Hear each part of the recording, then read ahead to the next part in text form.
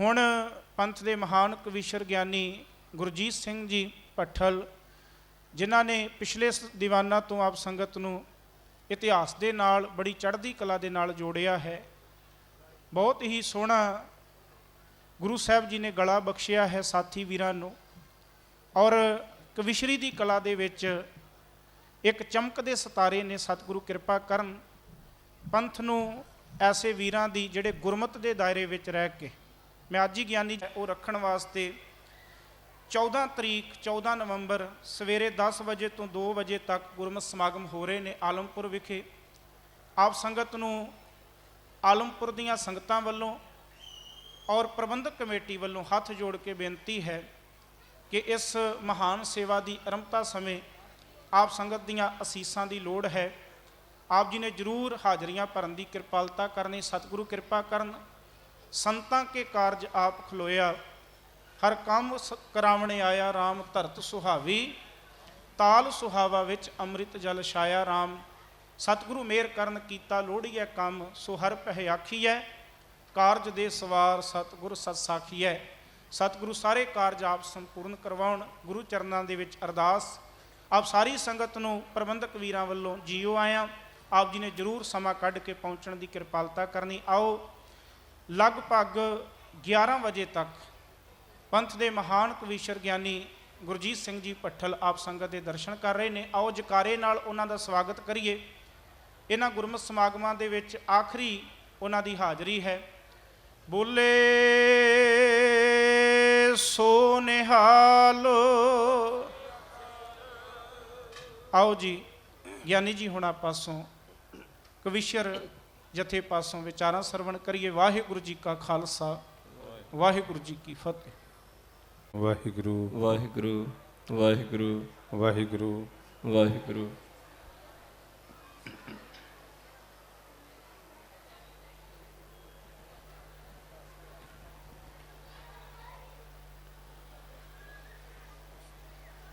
ਇਹ ਦਰ ਹੈ ਓਟ ਨਿਉਟਿਆਂ ਦੀ,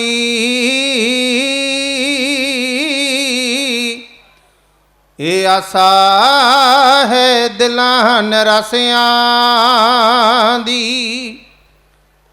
ਤੇਰੇ ਦਰ ਤੇ ਆਣ ਕੇ ਡਿੱਗਿਆ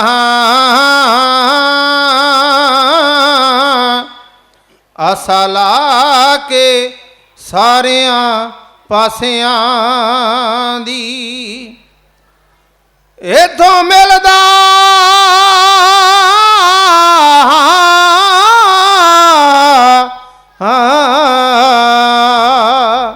ਮਾਣ ਨਿਮਾਣਿਆਂ ਨੂੰ,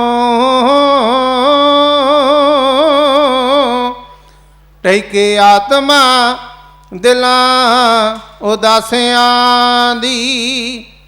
ਤੇਰੇ ਅੰਮ੍ਰਿਤੀ ਸੋਮਿਓ ਹਰ ਵੇਲੇ ਮਿਟਦੀ ਰਹੇ ਪਿਆਸ ਪਿਆਸਿਆਂ ਦੀ। ਮਿਟਦੀ ਰਹੇ ਪਿਆਸ ਪਿਆਸਿਆਂ ਦੀ। ਸੁਣਿਆ ਉਹਨਾਂ ਦਾ ਹੋਵੇ ਇਖਲਾ ਕੇ ਉੱਚਾ,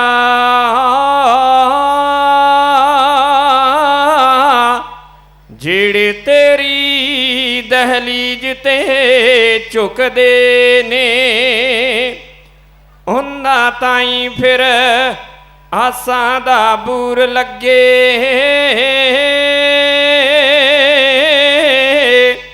ਬੂਟੇ ਜ਼ਿੰਦਗੀ ਦੇ ਜਿਹੜੇ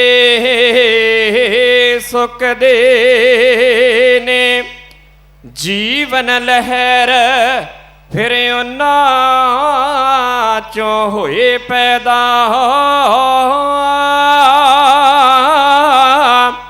ਸੋਮੇ ਜ਼ਿੰਦਗੀ ਦੇ ਜਿਹੜੇ ਰੁਕਦੇ ਨੇ, ਸ਼ਰਧਾ ਨਾਲ ਜੋ ਤੇਰੇ ਦਰਬਾਰ ਆਵੇ, ਉਹਦੇ ਪੈਂਡੇ 84 ਦੇ ਮੁੱਕਦੇ ਨੇ ਉਹਦੇ ਪੈਂਡੇ 84 ਦੇ ਮੁੱਕਦੇ ਨੇ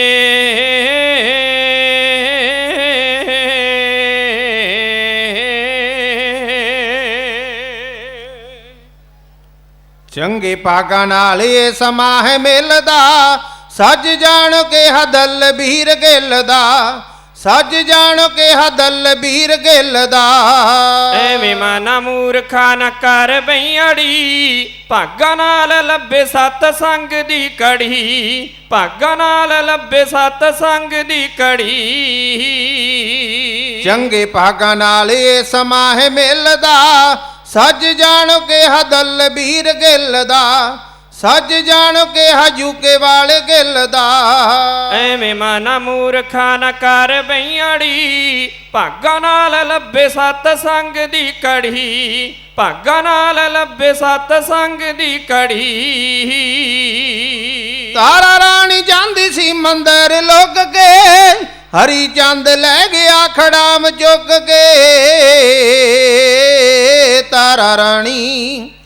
ਤਾਰਾ ਰਾਣੀ ਜਾਂਦੀ ਸੀ ਮੰਦਰ ਲੁੱਕ ਕੇ ਹਰੀ ਚੰਦ ਲੈ ਗਿਆ ਖੜਾਮ ਚੁੱਕ ਕੇ ਹਰੀ ਚੰਦ ਲੈ ਗਿਆ ਖੜਾਮ ਚੁੱਕ ਕੇ ਬਣ ਗਈ ਖੜਾਮ ਹੀਰੇ ਮੋਤੀਆਂ ਜੜੀ ਭਾਗਾਂ ਨਾਲ ਲੱਭੇ ਸਤ ਸੰਗ ਦੀ ਕੜੀ ਭਾਗਾਂ ਨਾਲ ਲੱਭੇ ਸਤ ਸੰਗ ਦੀ ਕੜੀ ਧਰੂ ਪ੍ਰਹਿਲਾਦ ਜਪਿਆ ਸੀ ਨਾਮ ਨੂੰ ਸਿੱਧੇ ਵੇਖ ਚਲੇ ਗਏ ਬੈਕੁੰਠ ਧਾਮ ਨੂੰ ਸਿੱਧੇ ਵੇਖ ਚਲੇ ਗਏ ਬੈਕੁੰਠ ਧਾਮ ਨੂੰ ਜਪਦੇ ਜੋ ਨਾਮ ਗੁੱਡੀ ਉਹਨਾਂ ਦੀ ਚੜੀ ਭਾਗਾਂ ਨਾਲ ਲੱਭੇ ਸਤ ਸੰਗ ਦੀ ਕੜੀ ਭਾਗਾਂ ਨਾਲ ਲੱਭੇ ਸਤ ਸੰਗ ਦੀ ਕੜੀ ਜਨਕ ਕੜੀ ਦਾ ਨਾਮ ਗਹਿਣੇ ਭਾਗ ਦੇ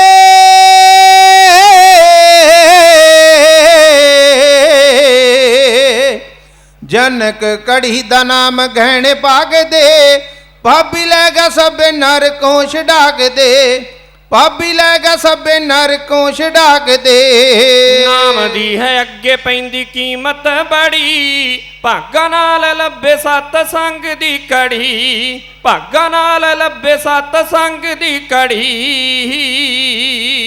ਕੜੀ ਪਲ ਭਈ ਕੇ ਜਪੇ ਆਜ ਨਾਮ ਨਾ ਮਾਇਆ ਦੇ ਭੰਡਾਰ ਤੇਰੇ ਕਿਸੇ ਕਾਮ ਨਾ ਮਾਇਆ ਦੇ ਭੰਡਾਰ ਤੇਰੇ ਕਿਸੇ ਕਾਮ ਨਾ ਇੰਨਾ ਨਹੀਂ ਛਡਾਉਣਾ ਜਿੰਦ ਜਦੋਂ ਗਈ ਫੜੀ ਭਾਗਾਂ ਨਾਲ ਲੱਭੇ ਸਤ ਸੰਗ ਦੀ ਕੜੀ ਭਾਗਾਂ ਨਾਲ ਲੱਭੇ ਸਤ ਸੰਗ ਦੀ ਕੜੀ ਨਾਮ ਰਵਿਦਾਸ ਧੰਨਾ ਸੈਣ ਨਾਈਆ ਪੰਜਵੇਂ ਕਬੀਰ ਖੱਡੀ ਵਡਿਆਈਆ ਪੰਜਵੇਂ ਕਬੀਰ ਖੱਡੀ ਵਡਿਆਈਆ ਬ੍ਰਾਹਮਣਾ ਪੁਜਾਰੀਆਂ ਦੀ ਤੋੜਤੀ ਤੜੀ ਭਾਗਾਂ ਨਾਲ ਲੱਭੇ ਸਤ ਸੰਗ ਦੀ ਕੜੀ ਭਾਗਾਂ ਨਾਲ ਲੱਭੇ ਸਤ ਸੰਗ ਦੀ ਕੜੀ ਬਣੀ ਮਰਜ਼ਾਦਾ ਖਾਲਸੇ ਹੈ ਪੰਥ ਦੀ ਨਿੱਧ ਬਾਣੀ ਪਾੜਨੀ ਗੁਰੂ ਗ੍ਰੰਥ ਦੀ ਨਿੱਧ ਬਾਣੀ ਪਾੜਨੀ ਗੁਰੂ ਗ੍ਰੰਥ ਦੀ ਤਾਰ ਗਏ ਉਹ ਬਾਣੀ ਜਿੰਨਾ ਜਿੰਨਾ ਨੇ ਪੜੀ ਜਿੰਨਾ ਜਿੰਨਾ ਨੇ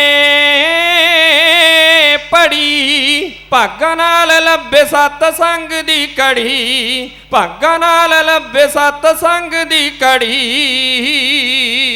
ਨਾਮ ਤੋਂ ਬਗੈਰ ਸੱਜਾ ਮਿਲੇ ਸੁਖ ਨਾ ਨਾਮ ਤੋਂ ਬਗੈਰ ਸੁੱਜਾ ਹੋਵੇ ਮੁਖ ਨਾ ਨਾਮ ਤੋਂ ਬਗੈਰ ਸੱਜਾ ਮਿਲੇ ਸੁਖ ਨਾ ਨਾਮ ਤੋਂ ਬਗੈਰ ਸੁੱਜਾ ਹੋਵੇ ਮੁਖ ਨਾ ਨਾਮ ਤੋਂ ਬਗੈਰ ਸੁੱਜਾ ਹੋਵੇ ਮੁਖ ਨਾ ਨਾਮ ਬਿਨਾ ਦੁੱਖਾਂ ਵਾਲੀ ਟੁੱਟੇ ਨਾ ਕੜੀ ਭਾਗਾਂ ਨਾਲ ਲੱਭੇ ਸਤ ਸੰਗ ਦੀ ਕੜੀ ਨਾਮ ਬਿਨਾ ਦੁੱਖਾਂ ਵਾਲੀ ਟੁੱਟੇ ਨਾ ਕੜੀ ਭਾਗਾਂ ਨਾਲ ਲੱਭੇ ਸਤ ਸੰਗ ਦੀ ਕੜੀ ਭਾਗਾਂ ਨਾਲ ਲੱਭੇ ਸਤ ਸੰਗ ਦੀ ਕੜੀ ਮਾੜੇ ਪਾਸੇ ਜਾਵੇ ਮਨ ਮੋੜ ਮੋੜ ਕੇ ਪਾਣੀ ਜਿਵੇਂ ਜਾਂਦਾ ਹੈ ਨੀਵੇਂ ਥਾਂ ਰੋੜ ਕੇ ਪਾਣੀ ਜਿਵੇਂ ਜਾਂਦਾ ਹੈ ਨੀਵੇਂ ਥਾਂ ਰੋੜ ਕੇ। ਨੇਕ ਬੰਦਿਆਂ ਦੀ ਪੂਜੀ ਜਾਂਦੀ ਏ ਮੜੀ, ਪੂਜੀ ਜਾਂਦੀ ਏ ਮੜੀ। ਭਾਗਾਂ ਨਾਲ ਲੱਭੇ ਸਤ ਸੰਗ ਦੀ ਕੜੀ, ਭਾਗਾਂ ਨਾਲ ਲੱਭੇ ਸਤ ਸੰਗ ਦੀ ਕੜੀ। ਓ ਚੇਤੇ ਕਰ ਪਠਲ ਤੂੰ ਭਗਵੰਤ ਨੂੰ, ਗੁਰਜੀਤ ਚੇਤ ਲੈ ਤੂੰ ਪ੍ਰਭੂ ਕੰਤ ਨੂੰ, ਗੁਰਜੀਤ ਚੇਤ ਲੈ ਤੂੰ ਪ੍ਰਭੂ ਕੰਤ ਨੂੰ। ਕੱਢ ਦੇ ਤੂੰ ਹਉਮੈ ਜਿਹੜੀ ਮਨ ਚ ਵੜੀ, ਭਾਗਾਂ ਨਾਲ ਲੱਭੇ ਸਤ ਸੰਗ ਦੀ ਕੜੀ। ਕੱਢ ਦੇ ਤੂੰ ਹਉਮੈ ਜਿਹੜੀ ਮਨ ਚ ਵੜੀ, ਭਾਗਾਂ ਨਾਲ ਲੱਭੇ ਸਤ ਸੰਗ ਦੀ ਕੜੀ। ਭਾਗਾਂ ਨਾਲ ਲੱਭੇ ਸਤ ਸੰਗ ਦੀ ਕੜੀ।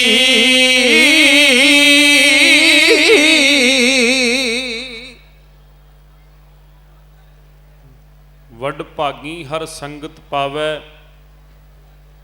ਭਾਗਹੀਣ ਭਰਮ ਚੋਟਾਂ ਖਾਵੈ। ਬਿਨ ਭਾਗਾਂ ਸਤ ਸੰਗ ਨਾ ਲੱਭੈ, ਬਿਨ ਸੰਗਤ ਮੈਲ ਭਰੀਜੇ ਜੀਓ। ਧੰਨ ਗੁਰੂ ਗ੍ਰੰਥ ਸਾਹਿਬ ਪਾਤਸ਼ਾਹ ਮਹਾਰਾਜ ਪ੍ਰਕਾਸ਼ਮਾਨ ਨੇ ਮੇਰੇ ਦਾਤਾ ਜੀ ਦੀ ਗੋਦੀ ਵਿੱਚ ਬਹਿ ਕੇ ਰਹਿਮਤਾਂ ਦੇ ਪਾਤਰ ਬਣ ਰਹੇ ਸਮੁੱਚੇ ਸਤ ਸੰਗੀ ਜਨੋ, ਅੱਜ ਪੰਜਵੇਂ ਦੀਵਾਨ ਦੀ ਹਾਜ਼ਰੀ ਭਰ ਰਹੇ ਹਾਂ। ਧੰਨ ਗੁਰੂ ਨਾਨਕ ਪਾਤਸ਼ਾਹ ਮਹਾਰਾਜ ਜੀ ਦੀਆਂ ਰਹਿਮਤਾਂ ਦੇ ਪਾਤਰ ਬਣਦੇ ਗੁਰਸਿੱਖ ਪਿਆਰੇ ਸਿੱਖ ਸੰਗਤਾਂ, ਬੜੇ ਹੀ ਪਿਆਰ ਸਤਿਕਾਰ ਦੇ ਨਾਲ ਜਿੱਥੇ ਸੇਵਾਵਾਂ ਨਿਭਾ ਰਹੇ ਹੋ, ਧੰਨ ਗੁਰੂ ਗ੍ਰੰਥ ਸਾਹਿਬ ਪਾਤਸ਼ਾਹ ਮਹਾਰਾਜ ਜੀ ਦੀ ਕਿਰਪਾ, ਗੁਰੂ ਨਾਨਕ ਪਾਤਸ਼ਾਹ ਮਹਾਰਾਜ ਦੀ ਰਹਿਮਤ ਦੇ ਪਾਤਰ ਬਣਨ ਵਾਸਤੇ ਆਪਣੀਆਂ ਭਾਵਨਾ ਬਣਾ ਕੇ ਗੁਰੂ ਦੇ ਚਰਨਾਂ ਵਿੱਚ ਬੈਠੇ ਹੋ। ਸਤ ਸੰਗਤ ਦੀ ਘੜੀ ਦੀ ਬਾਤ ਹੋ ਰਹੀ ਹੈ।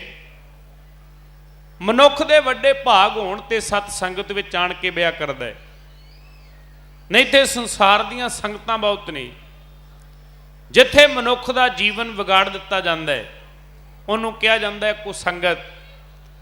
ਤੇ ਸਤ ਸੰਗਤ ਵਿੱਚ ਬਹਿ ਕਰਕੇ ਮਨੁੱਖ ਦਾ ਜੀਵਨ ਧੰਨ ਗੁਰੂ ਨਾਨਕ ਪਾਤਸ਼ਾਹ ਮਹਾਰਾਜ ਦੇ ਘਰ ਦੇ ਅੰਦਰ ਦੇਵਤਾ ਬਣਦਾ ਹੈ, ਦੇਵਤਾ।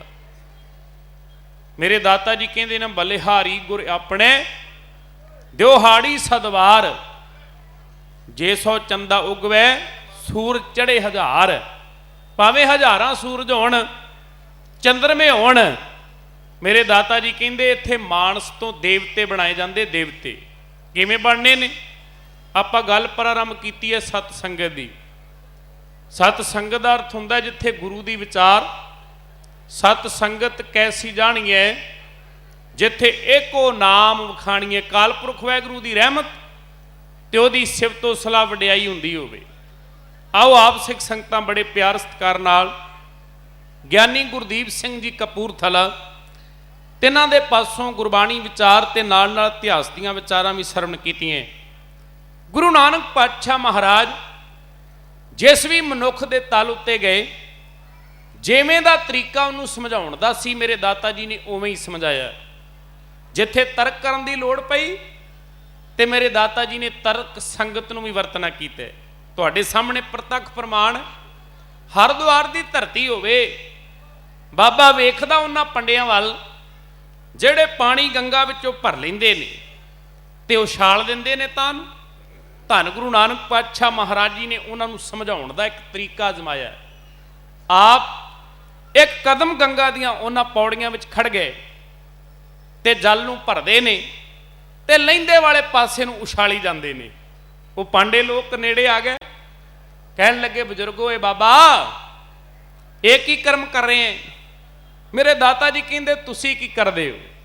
ਅਸੀਂ ਤੇ ਆਪਣੇ ਮਰ ਚੁੱਕੇ ਪਿੱਤਰ ਜਿਹੜੇ ਬਜ਼ੁਰਗ ਨੇ ਉਹਨਾਂ ਨੂੰ ਪਾਣੀ ਦੇ ਰਹੇ ਹਾਂ। ਕਿੱਥੇ ਪਹੁੰਚਾਉਂਦੇ ਹੋ? ਅਸੀਂ ਸੂਰਜ ਨੂੰ ਪਾਣੀ ਦਿੰਨੇ ਆ, ਸੂਰਜ ਨੂੰ। ਬਾਬੇ ਨੇ ਆਖਿਆ ਮੇਰੀ ਵੀ ਖੇਤੀ ਸੁੱਕਦੀ ਹੈ ਤਲਵੰਡੀ ਦੀ ਧਰਤੀ ਤੇ, ਮੈਂ ਜਲ ਉੱਥੇ ਪਹੁੰਚਾਉਣਾ, ਮੈਂ ਪਾਣੀ ਉੱਥੇ ਭੇਜਣਾ ਹੈ। ਉਹ ਪਾਂਡੇ ਲੋਕ ਕਹਿੰਦੇ ਭੋਲਿਆ ਮਨਾ, ਇਹ ਭਲੇ ਮਾਨਸ ਮਨੁੱਖਾ ਕਿੰਨੀ ਕੁ ਦੂਰੀ ਹੈ? ਮੇਰੇ ਦਾਤਾ ਜੀ ਕਹਿੰਦੇ ਕੋਈ 350 ਮੀਲ ਦੀ ਦੂਰੀ ਹੋਵੇਗੀ। ਗੁਰੂ ਨਾਨਕ ਪਾਤਸ਼ਾਹ ਮਹਾਰਾਜ ਨੂੰ ਸਵਾਲ ਕਰਕੇ ਤੇ ਨਾਲ ਹੀ ਉੱਤਰ ਹੈ ਆਪਦੇ ਸਵਾਲ ਵਿੱਚੋਂ ਹੀ ਲੱਭ ਲੈਂਦੇ ਨੇ। ਮੇਰੇ ਦਾਤਾ ਜੀ ਨੂੰ ਕਹਿਣ ਲੱਗੇ ਭਲੇ ਮਨੁੱਖ 350 ਮੀਲ ਦੂਰ ਪਾਣੀ ਨਹੀਂ ਜਾ ਸਕਦਾ। ਮੇਰੇ ਦਾਤਾ ਜੀ ਨੇ ਕਿਹਾ ਤੁਸੀਂ ਕਿੱਥੇ ਪਹੁੰਚਾਉਂਦੇ ਹੋ? ਅਸੀਂ ਤੇ ਸੂਰਜ ਨੂੰ ਦਿੰਨੇ, ਅੰਦਾਜ਼ਾ ਹੈ ਕਿ ਸੂਰਜ ਕਿੰਨੀ ਕੁ ਦੂਰ ਹੋਵੇਗਾ? ਅਰਬਾਂ ਖਰਬਾਂ। ਬੰਦਾ ਹਿਸਾਬ ਲਾ ਸਕਦਾ, ਕਦੇ ਮਿਣਤੀ ਨਹੀਂ ਕਰ ਸਕਦਾ, ਕਦੇ ਅੰਦਾਜ਼ਾ ਨਹੀਂ ਲਾ ਸਕਦਾ ਵੀ ਕਿੰਨੇ ਕਰੋੜਾਂ ਅਰਬ ਯੋਜਨ ਸਾਡੇ ਤੋਂ ਦੂਰ ਸੂਰਜ ਨੇ। ਬਾਬੇ ਨਾਨਕ ਨੇ ਆਖਿਆ ਜੇ ਤੁਹਾਡਾ ਪਾਣੀ ਏਡੀ ਦੂਰ ਜਾ ਸਕਦਾ ਹੈ ਤੇ ਸਾਡਾ ਪਾਣੀ ਸੁੱਟਿਆ ਹੋਇਆ ਤਲਵੰਡੀ ਦੀ ਧਰਤੀ ਤੇ ਕਿਉਂ ਨਹੀਂ ਜਾ ਸਕਦਾ? ਢਹਿ ਕੇ ਚਰਨਾਂ ਤੇ ਪੈ ਗਏ। ਬਾਬੇ ਨਾਨਕ ਦਾ ਸਮਝਾਉਣ ਦਾ ਤਰੀਕਾ ਵੇਖੋ। ਇਹ ਹੈ ਜਗਤ ਦਾ ਵਾਲੀ। ਆਪ ਜੀ ਸਰਵਣ ਕਰ ਰਹੇ ਸੀ, ਇੱਕ ਸਲੀਮਾ ਨਾਂ ਦੀ ਲੜਕੀ ਆਣ ਕੇ ਗੁਰੂ ਦੀ ਸੰਗਤ ਵਿੱਚ ਬੈਠਦੀ ਹੈ। ਬਾਬੇ ਨੂੰ ਪਤਾ ਇਹਦਾ ਪਤੀ ਗੁੱਸੇ ਹੋਵੇਗਾ, ਵਰਜੇਗਾ, ਤੇ ਬਾਬੇ ਨੇ ਐਸਾ ਹੀ ਭਾਣਾ ਵਰਤਾ ਦਿੱਤਾ, ਉਹਦੀ ਜਾਨ ਬਚਦੀ ਹੈ ਤੇ ਗੁਰੂ ਨਾਨਕ ਦੇ ਚਰਨਾਂ ਦਾ ਭੌਰਾ ਬਣ ਜਾਂਦਾ ਹੈ। ਸਤ ਸੰਗਤ ਵਿੱਚ ਆਣ ਕਰਕੇ ਮਨੁੱਖ ਦਾ ਜੀਵਨ ਇੱਥੇ ਦੇਵਤੇ ਬਣਾਇਆ ਜਾਂਦਾ ਹੈ।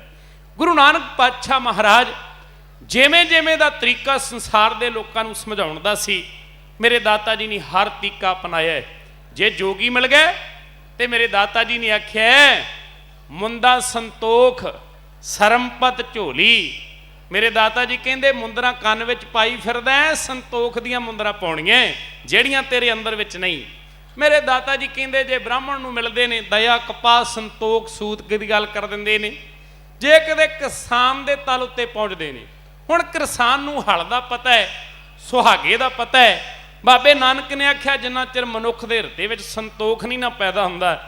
ਅੱਜ ਦੁਨੀਆ ਕੋਝੀ ਕਿਉਂ ਹੋਈ ਪਈ ਹੈ?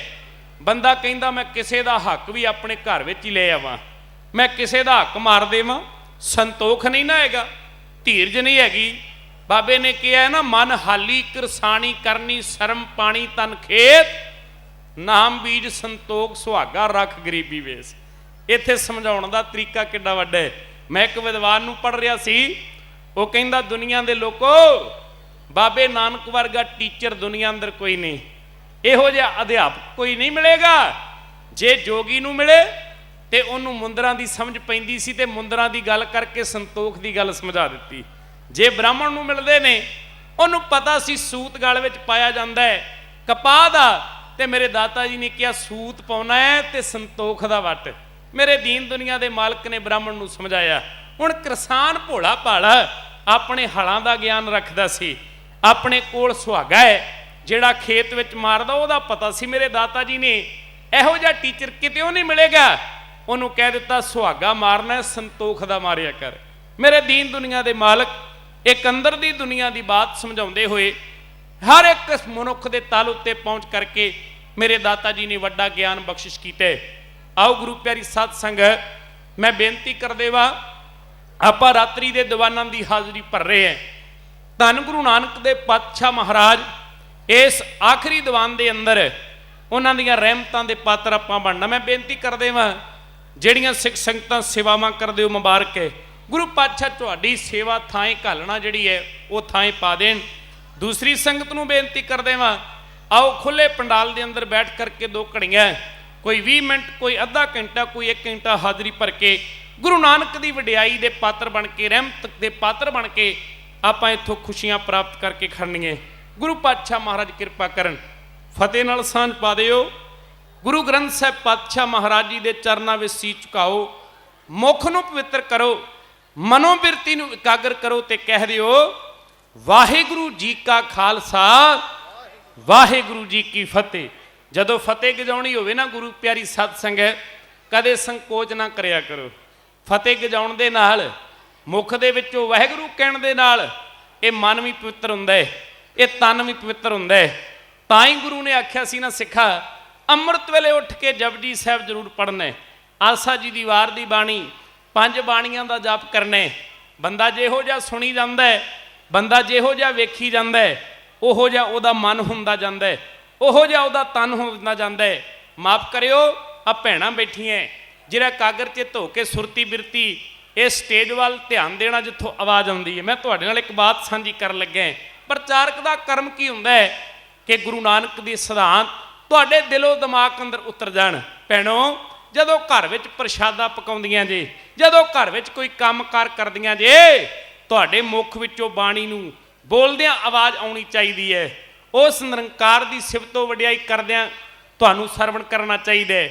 ਪਰ ਯਾਦ ਰੱਖਿਓ, ਜਦੋਂ ਪ੍ਰਸ਼ਾਦਾ ਪਕਾਓਗੀਆਂ, ਜਦੋਂ ਕੰਮਕਾਰ ਕਰੋਗੀਆਂ ਤੇ ਤੁਹਾਡੇ ਉਸ ਘਰ ਵਿੱਚ ਉਸ ਨਿਰੰਕਾਰ ਪਾਤਸ਼ਾਹ ਨੇ ਕਿਰਪਾ ਕਰਨੀ, ਸਵਰਗ ਵਰਗਾ ਮਾਹੌਲ ਬਣਨਾ ਹੈ। ਤੇ ਜਿਹੜਾ ਭੋਜਨ ਪ੍ਰਸ਼ਾਦਾ ਪੱਕੇਗਾ, ਜਿਹੜੀ ਰੋਟੀ ਤਿਆਰ ਹੋਵੇਗੀ ਘਰ ਵਿੱਚ, ਉਹਦੇ ਉੱਤੇ ਵੀ ਬਾਣੀ ਦਾ ਪ੍ਰਭਾਵ ਪੈ ਜਾਣਾ ਹੈ, ਬਾਣੀ ਦਾ। ਤੇ ਤੁਹਾਡੇ ਬੱਚੇ ਛਕਣਗੇ ਨਾ, ਬੱਚੇ, ਕਿਰਪਾ ਹੋਊਗੀ ਗੁਰੂ ਨਾਨਕ ਦੇ ਪਾਤਸ਼ਾਹ ਮਹਾਰਾਜ ਜੀ ਦੀ, ਉਹਨਾਂ ਨੂੰ ਸੰਤੋਖ ਆਵੇਗਾ, ਸ਼ਾਂਤੀ ਆਵੇਗੀ। ਜਿਹੜੇ ਖੇਤਰ ਵਿੱਚ ਉਹ ਜਾ ਰਹੇ ਨੇ ਉਸ ਖੇਤਰ ਦੇ ਵਿੱਚ ਤਰੱਕੀ ਮਿਲੇਗੀ। ਬਾਣੀ ਵਿੱਚ ਏਡੀ ਵੱਡੀ ਸ਼ਕਤੀ ਹੈ। ਮੈਂ ਨਹੀਂ ਕਹਿੰਦਾ, ਮੇਰੇ ਦਾਤਾ ਜੀ ਕਹਿੰਦੇ ਨਵਨਿਧੀ 18 ਸਿੱਧੀ ਪਿੱਛੇ ਲੱਗੀਆਂ ਫਿਰੇ, ਜੋ ਹਰ ਹਿਰਦੇ ਸਦਾ ਵਸਾਏ। ਜਿਹੜਾ ਬਾਣੀ ਨੂੰ ਪੜ੍ਹਦਾ ਹੈ, ਗਾਉਂਦਾ ਹੈ, 9 ਨਿਧੀਆਂ 18 ਸਿੱਧੀਆਂ ਦੁਨੀਆ ਦੇ ਅੰਦਰ, ਉਹ ਲੋਕਾਂ ਨੇ 9 ਪਦਾਰਥ ਜਿਹੜੇ ਮਨੁੱਖ ਨੂੰ ਮਿਲਣੇ ਚਾਹੀਦੇ, ਸਾਰੀ ਸਹੂਲਤਾਂ ਦੇ ਗਿਣੇ ਨੇ, ਉਹ ਸਾਰਾ ਕੁਝ ਪ੍ਰਾਪਤ ਹੋ ਜਾਂਦਾ ਹੈ। ਇਹ ਉਹਨਾਂ ਅਵਸਥਾ ਦੀਆਂ ਬਾਤਾਂ ਨੇ ਗੁਰੂ ਪਿਆਰੀ ਸਾਧ ਸੰਗਤ, ਜਿਹੜੇ ਮਨੁੱਖ ਇਸ ਮੁਕਾਮ ਤੇ ਪਹੁੰਚੇ ਨੇ। ਆ ਗੁਰੂ ਗ੍ਰੰਥ ਸਾਹਿਬ ਪਾਤਸ਼ਾਹ ਮਹਾਰਾਜ ਦਾ ਖਜ਼ਾਨਾ ਹੈ ਬਾਣੀ ਦਾ। ਇਹਦੇ ਵਿੱਚ 15 ਭਗਤ ਬੈਠੇ ਨੇ, 11 ਭੱਟ ਬੈਠੇ ਨੇ, ਗੁਰਸਿੱਖ ਬੈਠੇ ਨੇ, 6 ਗੁਰੂ ਸਾਹਿਬਾਨਾਂ ਦੀ ਬਾਣੀ ਹੈ। ਮੇਰੇ ਦੀਨ ਦੁਨੀਆ ਦੇ ਮਾਲਕ ਗੁਰੂ ਨਾਨਕ ਪਾਤਸ਼ਾਹ ਮਹਾਰਾਜ, ਜਿਹੜੇ ਸੰਸਾਰ ਦੇ ਅੰਦਰ ਭਗਤ ਜਨ ਸਰੀਰ ਕਰਕੇ ਵੀ ਨਹੀਂ ਸੀ ਹੈਗੇ, ਉਹਨਾਂ ਦੀ ਬਾਣੀ ਲੈ ਕੇ ਤੇ ਇਸ ਮਹਾਨ ਖਜ਼ਾਨੇ ਵਿੱਚ ਦਰਜ ਕਰ ਦਿੱਤੀ। ਆਓ ਮੈਂ ਇਹ ਵੀ ਨਾਲ ਨਾਲ ਬਾਤ ਤੁਹਾਡੇ ਸਾਂਝੀ ਕਰਦੀ ਜਾਣਾ। ਇਤਿਹਾਸ ਦੀ ਲੜੀ ਮੈਂ ਸਵੇਰ ਵੇਲੇ ਪ੍ਰਾਰੰਭ ਕੀਤੀ ਸੀ। ਰਾਏ ਭੋਏ ਦੀ ਤਲਵੰਡੀ ਵਿੱਚ ਗੁਰੂ ਨਾਨਕ ਪਾਤਸ਼ਾਹ ਮਹਾਰਾਜ ਅਨੇਕਾਂ ਚੋਜ ਵਰਤਾਉਂਦੇ ਨੇ। ਗੱਲ ਇੱਥੇ ਕੋ ਪਹੁੰਚੀ ਸੀ, ਗੁਰੂ ਪਿਆਰੀ ਸਾਧ ਸੰਗਤ, 20 ਰੁਪਏ ਲੈ ਕੇ ਬਾਬਾ ਨਾਨਕ ਵਪਾਰ ਕਰਨ ਵਾਸਤੇ ਤੁਰੇ ਆ। ਭੁੱਖੇ ਸਾਧੂਆਂ ਨੂੰ ਪ੍ਰਸ਼ਾਦਾ ਛਕਾਇਆ। ਪ੍ਰਸ਼ਾਦਾ ਛਕਾਉਣ ਤੋਂ ਬਾਅਦ ਉਹਨਾਂ ਨੂੰ ਇੱਕ ਉਪਦੇਸ਼ ਦਿੱਤਾ, ਜੋਗੀ ਲੋਕੋ, ਬਾਣੀ ਦਾ ਵਾਕ ਹੈ ਨਾ, ਗੁਰ ਪੀਰ ਸਦਾਏ ਮੰਗਣ ਜਾਏ ਤਾਂ ਕਿ ਮੂਲਾਂ ਲੱਗੀਏ ਪਾਏ। ਮੇਰੇ ਦਾਤਾ ਜੀ ਕਹਿੰਦੇ ਰੱਬ ਦਾ ਪਿਆਰਾ ਹੋਵੇ ਤੇ ਲੋਕਾਂ ਦੇ ਘਰ ਵਿੱਚ ਹੱਥ ਫਲਾ ਕੇ ਮੰਗਦਾ ਫਿਰਦਾ ਹੋਵੇ, ਗੱਲ ਫੱਬਦੀ ਨਹੀਂ। ਇਸ ਵਾਸਤੇ ਮੰਗਣਾ ਹੈ ਨਾ। ਭਗਤ ਫਰੀਦ ਜੀ ਨੇ ਕਹਿ ਦਿੱਤਾ, ਫਰੀਦਾ ਬਾਰ ਪਰਾਏ ਬੈਸਣ ਸਾਈਂ ਮੁਝੇ ਨਾ ਦੇ, ਜੇ ਤੂੰ ਐਵੇਂ ਰੱਖ ਸੀ ਜੀਹੋਂ ਸਰੀਰੋਂ ਲੈ ਦਾਤਿਆ। ਜੇ ਬਗਾਨੇ ਦਰ ਉੱਤੇ ਕਿਤੇ ਝੋਲੀ ਅੱਡ ਕੇ ਮੰਗਣਾ ਪਵੇ ਤੇ ਯਾਦ ਕਰੀ, ਉਹ ਤੋਂ ਪਹਿਲਾਂ ਮੇਰੀ ਜਾਨ ਕੱਢ ਲਵੀਂ, ਉਹ ਤੋਂ ਪਹਿਲਾਂ ਮੇਰਾ ਸਰੀਰ ਸੰਸਾਰ ਵਿੱਚੋਂ ਬਿਨਸ ਜਾਵੇ।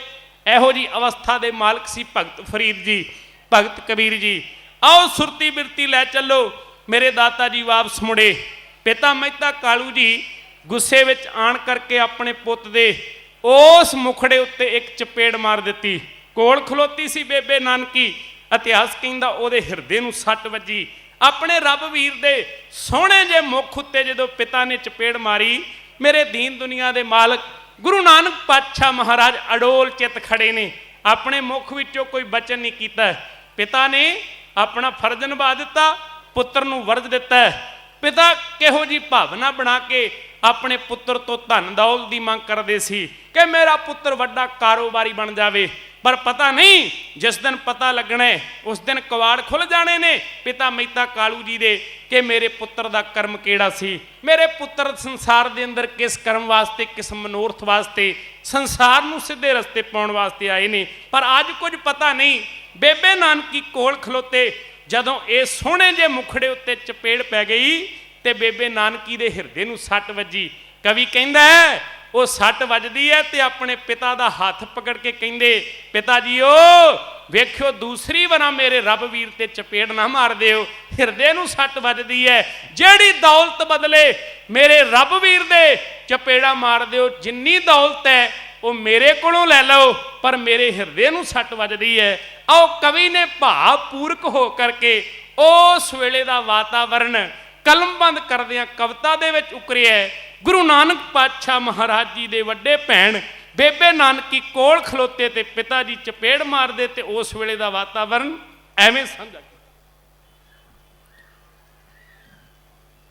ਹੱਥ ਜੋੜ ਸੁਣਾਉਂਦੀ ਨਾਨਕੀ, ਕਹਿੰਦੀ ਸੀ ਆਪਣੇ ਬਾਪ ਨੂੰ, ਜਗ ਮਾਫ ਕਰੂ ਨਾ ਬਾਬਲਾ, ਤੇਰੇ ਇਸ ਕੀਤੇ ਪਾਪ ਨੂੰ, ਤੇਰੇ ਇਸ ਕੀਤੇ ਪਾਪ ਨੂੰ।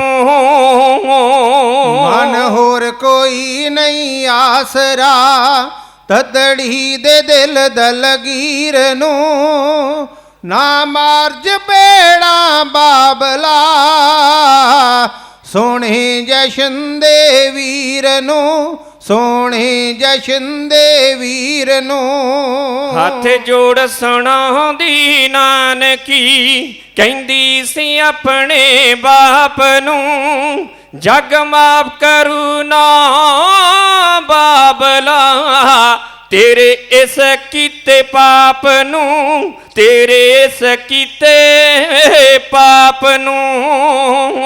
ਮਨ ਹੋਰ ਕੋਈ ਨਹੀਂ ਆਸਰਾ, ਤਦੜੀ ਦੇ ਦਿਲ ਦਲਗੀਰ ਨੂੰ, ਨਾ ਮਾਰ ਚਪੇੜਾ ਬਾਬਲਾ, ਸੋਹਣੇ ਜਸ਼ਨ ਦੇ ਵੀਰ ਨੂੰ, ਸੋਹਣੇ ਜਸ਼ਨ ਦੇ ਵੀਰ ਨੂੰ। ਗੱਲ ਦਿਲ ਦੀ ਆਖਾਂ ਬਾਬਲਾ, ਜੋ ਅੱਜ ਤੱਕ ਰਹੀ ਛੁਪਾਵਦੀ, ਮੇਰਾ ਵੀਰ ਰੂਪ ਹੈ ਰੱਬ ਦਾ,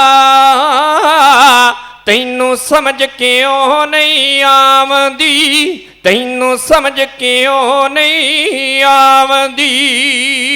ਮੁੜ ਨਹੀਂ ਕਮਾਨੇ ਆਮਦਾ,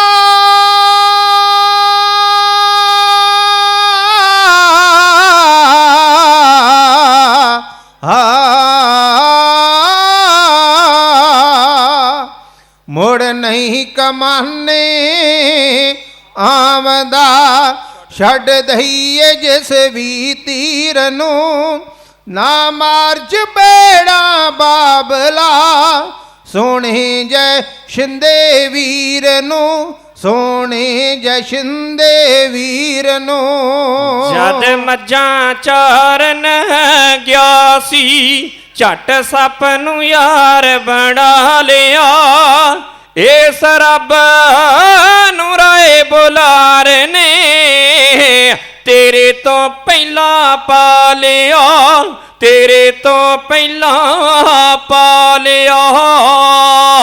ਆਖੇ ਲਗਤੀ ਦੇ ਜੋੜ ਲੈ, ਸ਼ਰਦਾ ਦੀ ਪਾਟੀ ਲੀਰ ਨੂੰ, ਨਾ ਮਾਰ ਚਪੇੜਾ ਬਾਬਲਾ, ਸੋਹਣੇ ਜਸ਼ਨ ਦੇ ਵੀਰ ਨੂੰ, ਸੋਹਣੇ ਜਸ਼ਨ ਦੇ ਵੀਰ ਨੂੰ। ਇਹ ਸਦੀਆਂ ਤੀਕ ਨਾ ਭੁੱਲੇਗੀ, ਨਾਨਕ ਨੇ ਕਰਤੀ ਕਾਰਜੋ, ਇਹ ਪਾਰ ਪੰਜਾਬੋਂ ਜਾਏਗੀ, ਸੋਭਾ ਹੈ ਇਸ ਦੀ ਯਾਰ ਜੋ, ਸੋਭਾ ਹੈ ਇਸ ਦੀ ਯਾਰ ਜੋ। ਉਹ ਖੁਦ ਤੱਕੋਗੇ ਜਗ ਝੁਕੇਗਾ, ਪਲ ਪਲ ਦੁਨੀਆ ਦੇ ਪੀਰ ਨੂੰ, ਨਾ ਮਾਰ ਚਪੇੜਾ ਬਾਬਲਾ, ਸੋਹਣੇ ਜਸ਼ਨ ਦੇ ਵੀਰ ਨੂੰ, ਸੋਹਣੇ ਜਸ਼ਨ ਦੇ ਵੀਰ ਨੂੰ। ਇਸ ਪਾਰਸ ਬਣ ਕੇ ਜਗ ਤੇ, ਇਸ ਪਾਰਸ ਬਣ ਕੇ ਜਗ ਤੇ, ਦੁਖੀਆਂ ਦੇ ਦੁੱਖ ਨਿਵਾਰਨੇ, ਜੋ ਡੁੱਬੇ ਵਿੱਚ ਹੰਕਾਰ ਦੇ, ਇਸ ਬਾਹੋਂ ਫੜ ਕੇ ਤਾਰਨੇ, ਇਸ ਬਾਹੋਂ ਫੜ ਕੇ ਤਾਰਨੇ। ਹੱਥਾਂ ਨਾਲ ਪੂੰਝੂ ਕਈਆਂ ਦੇ,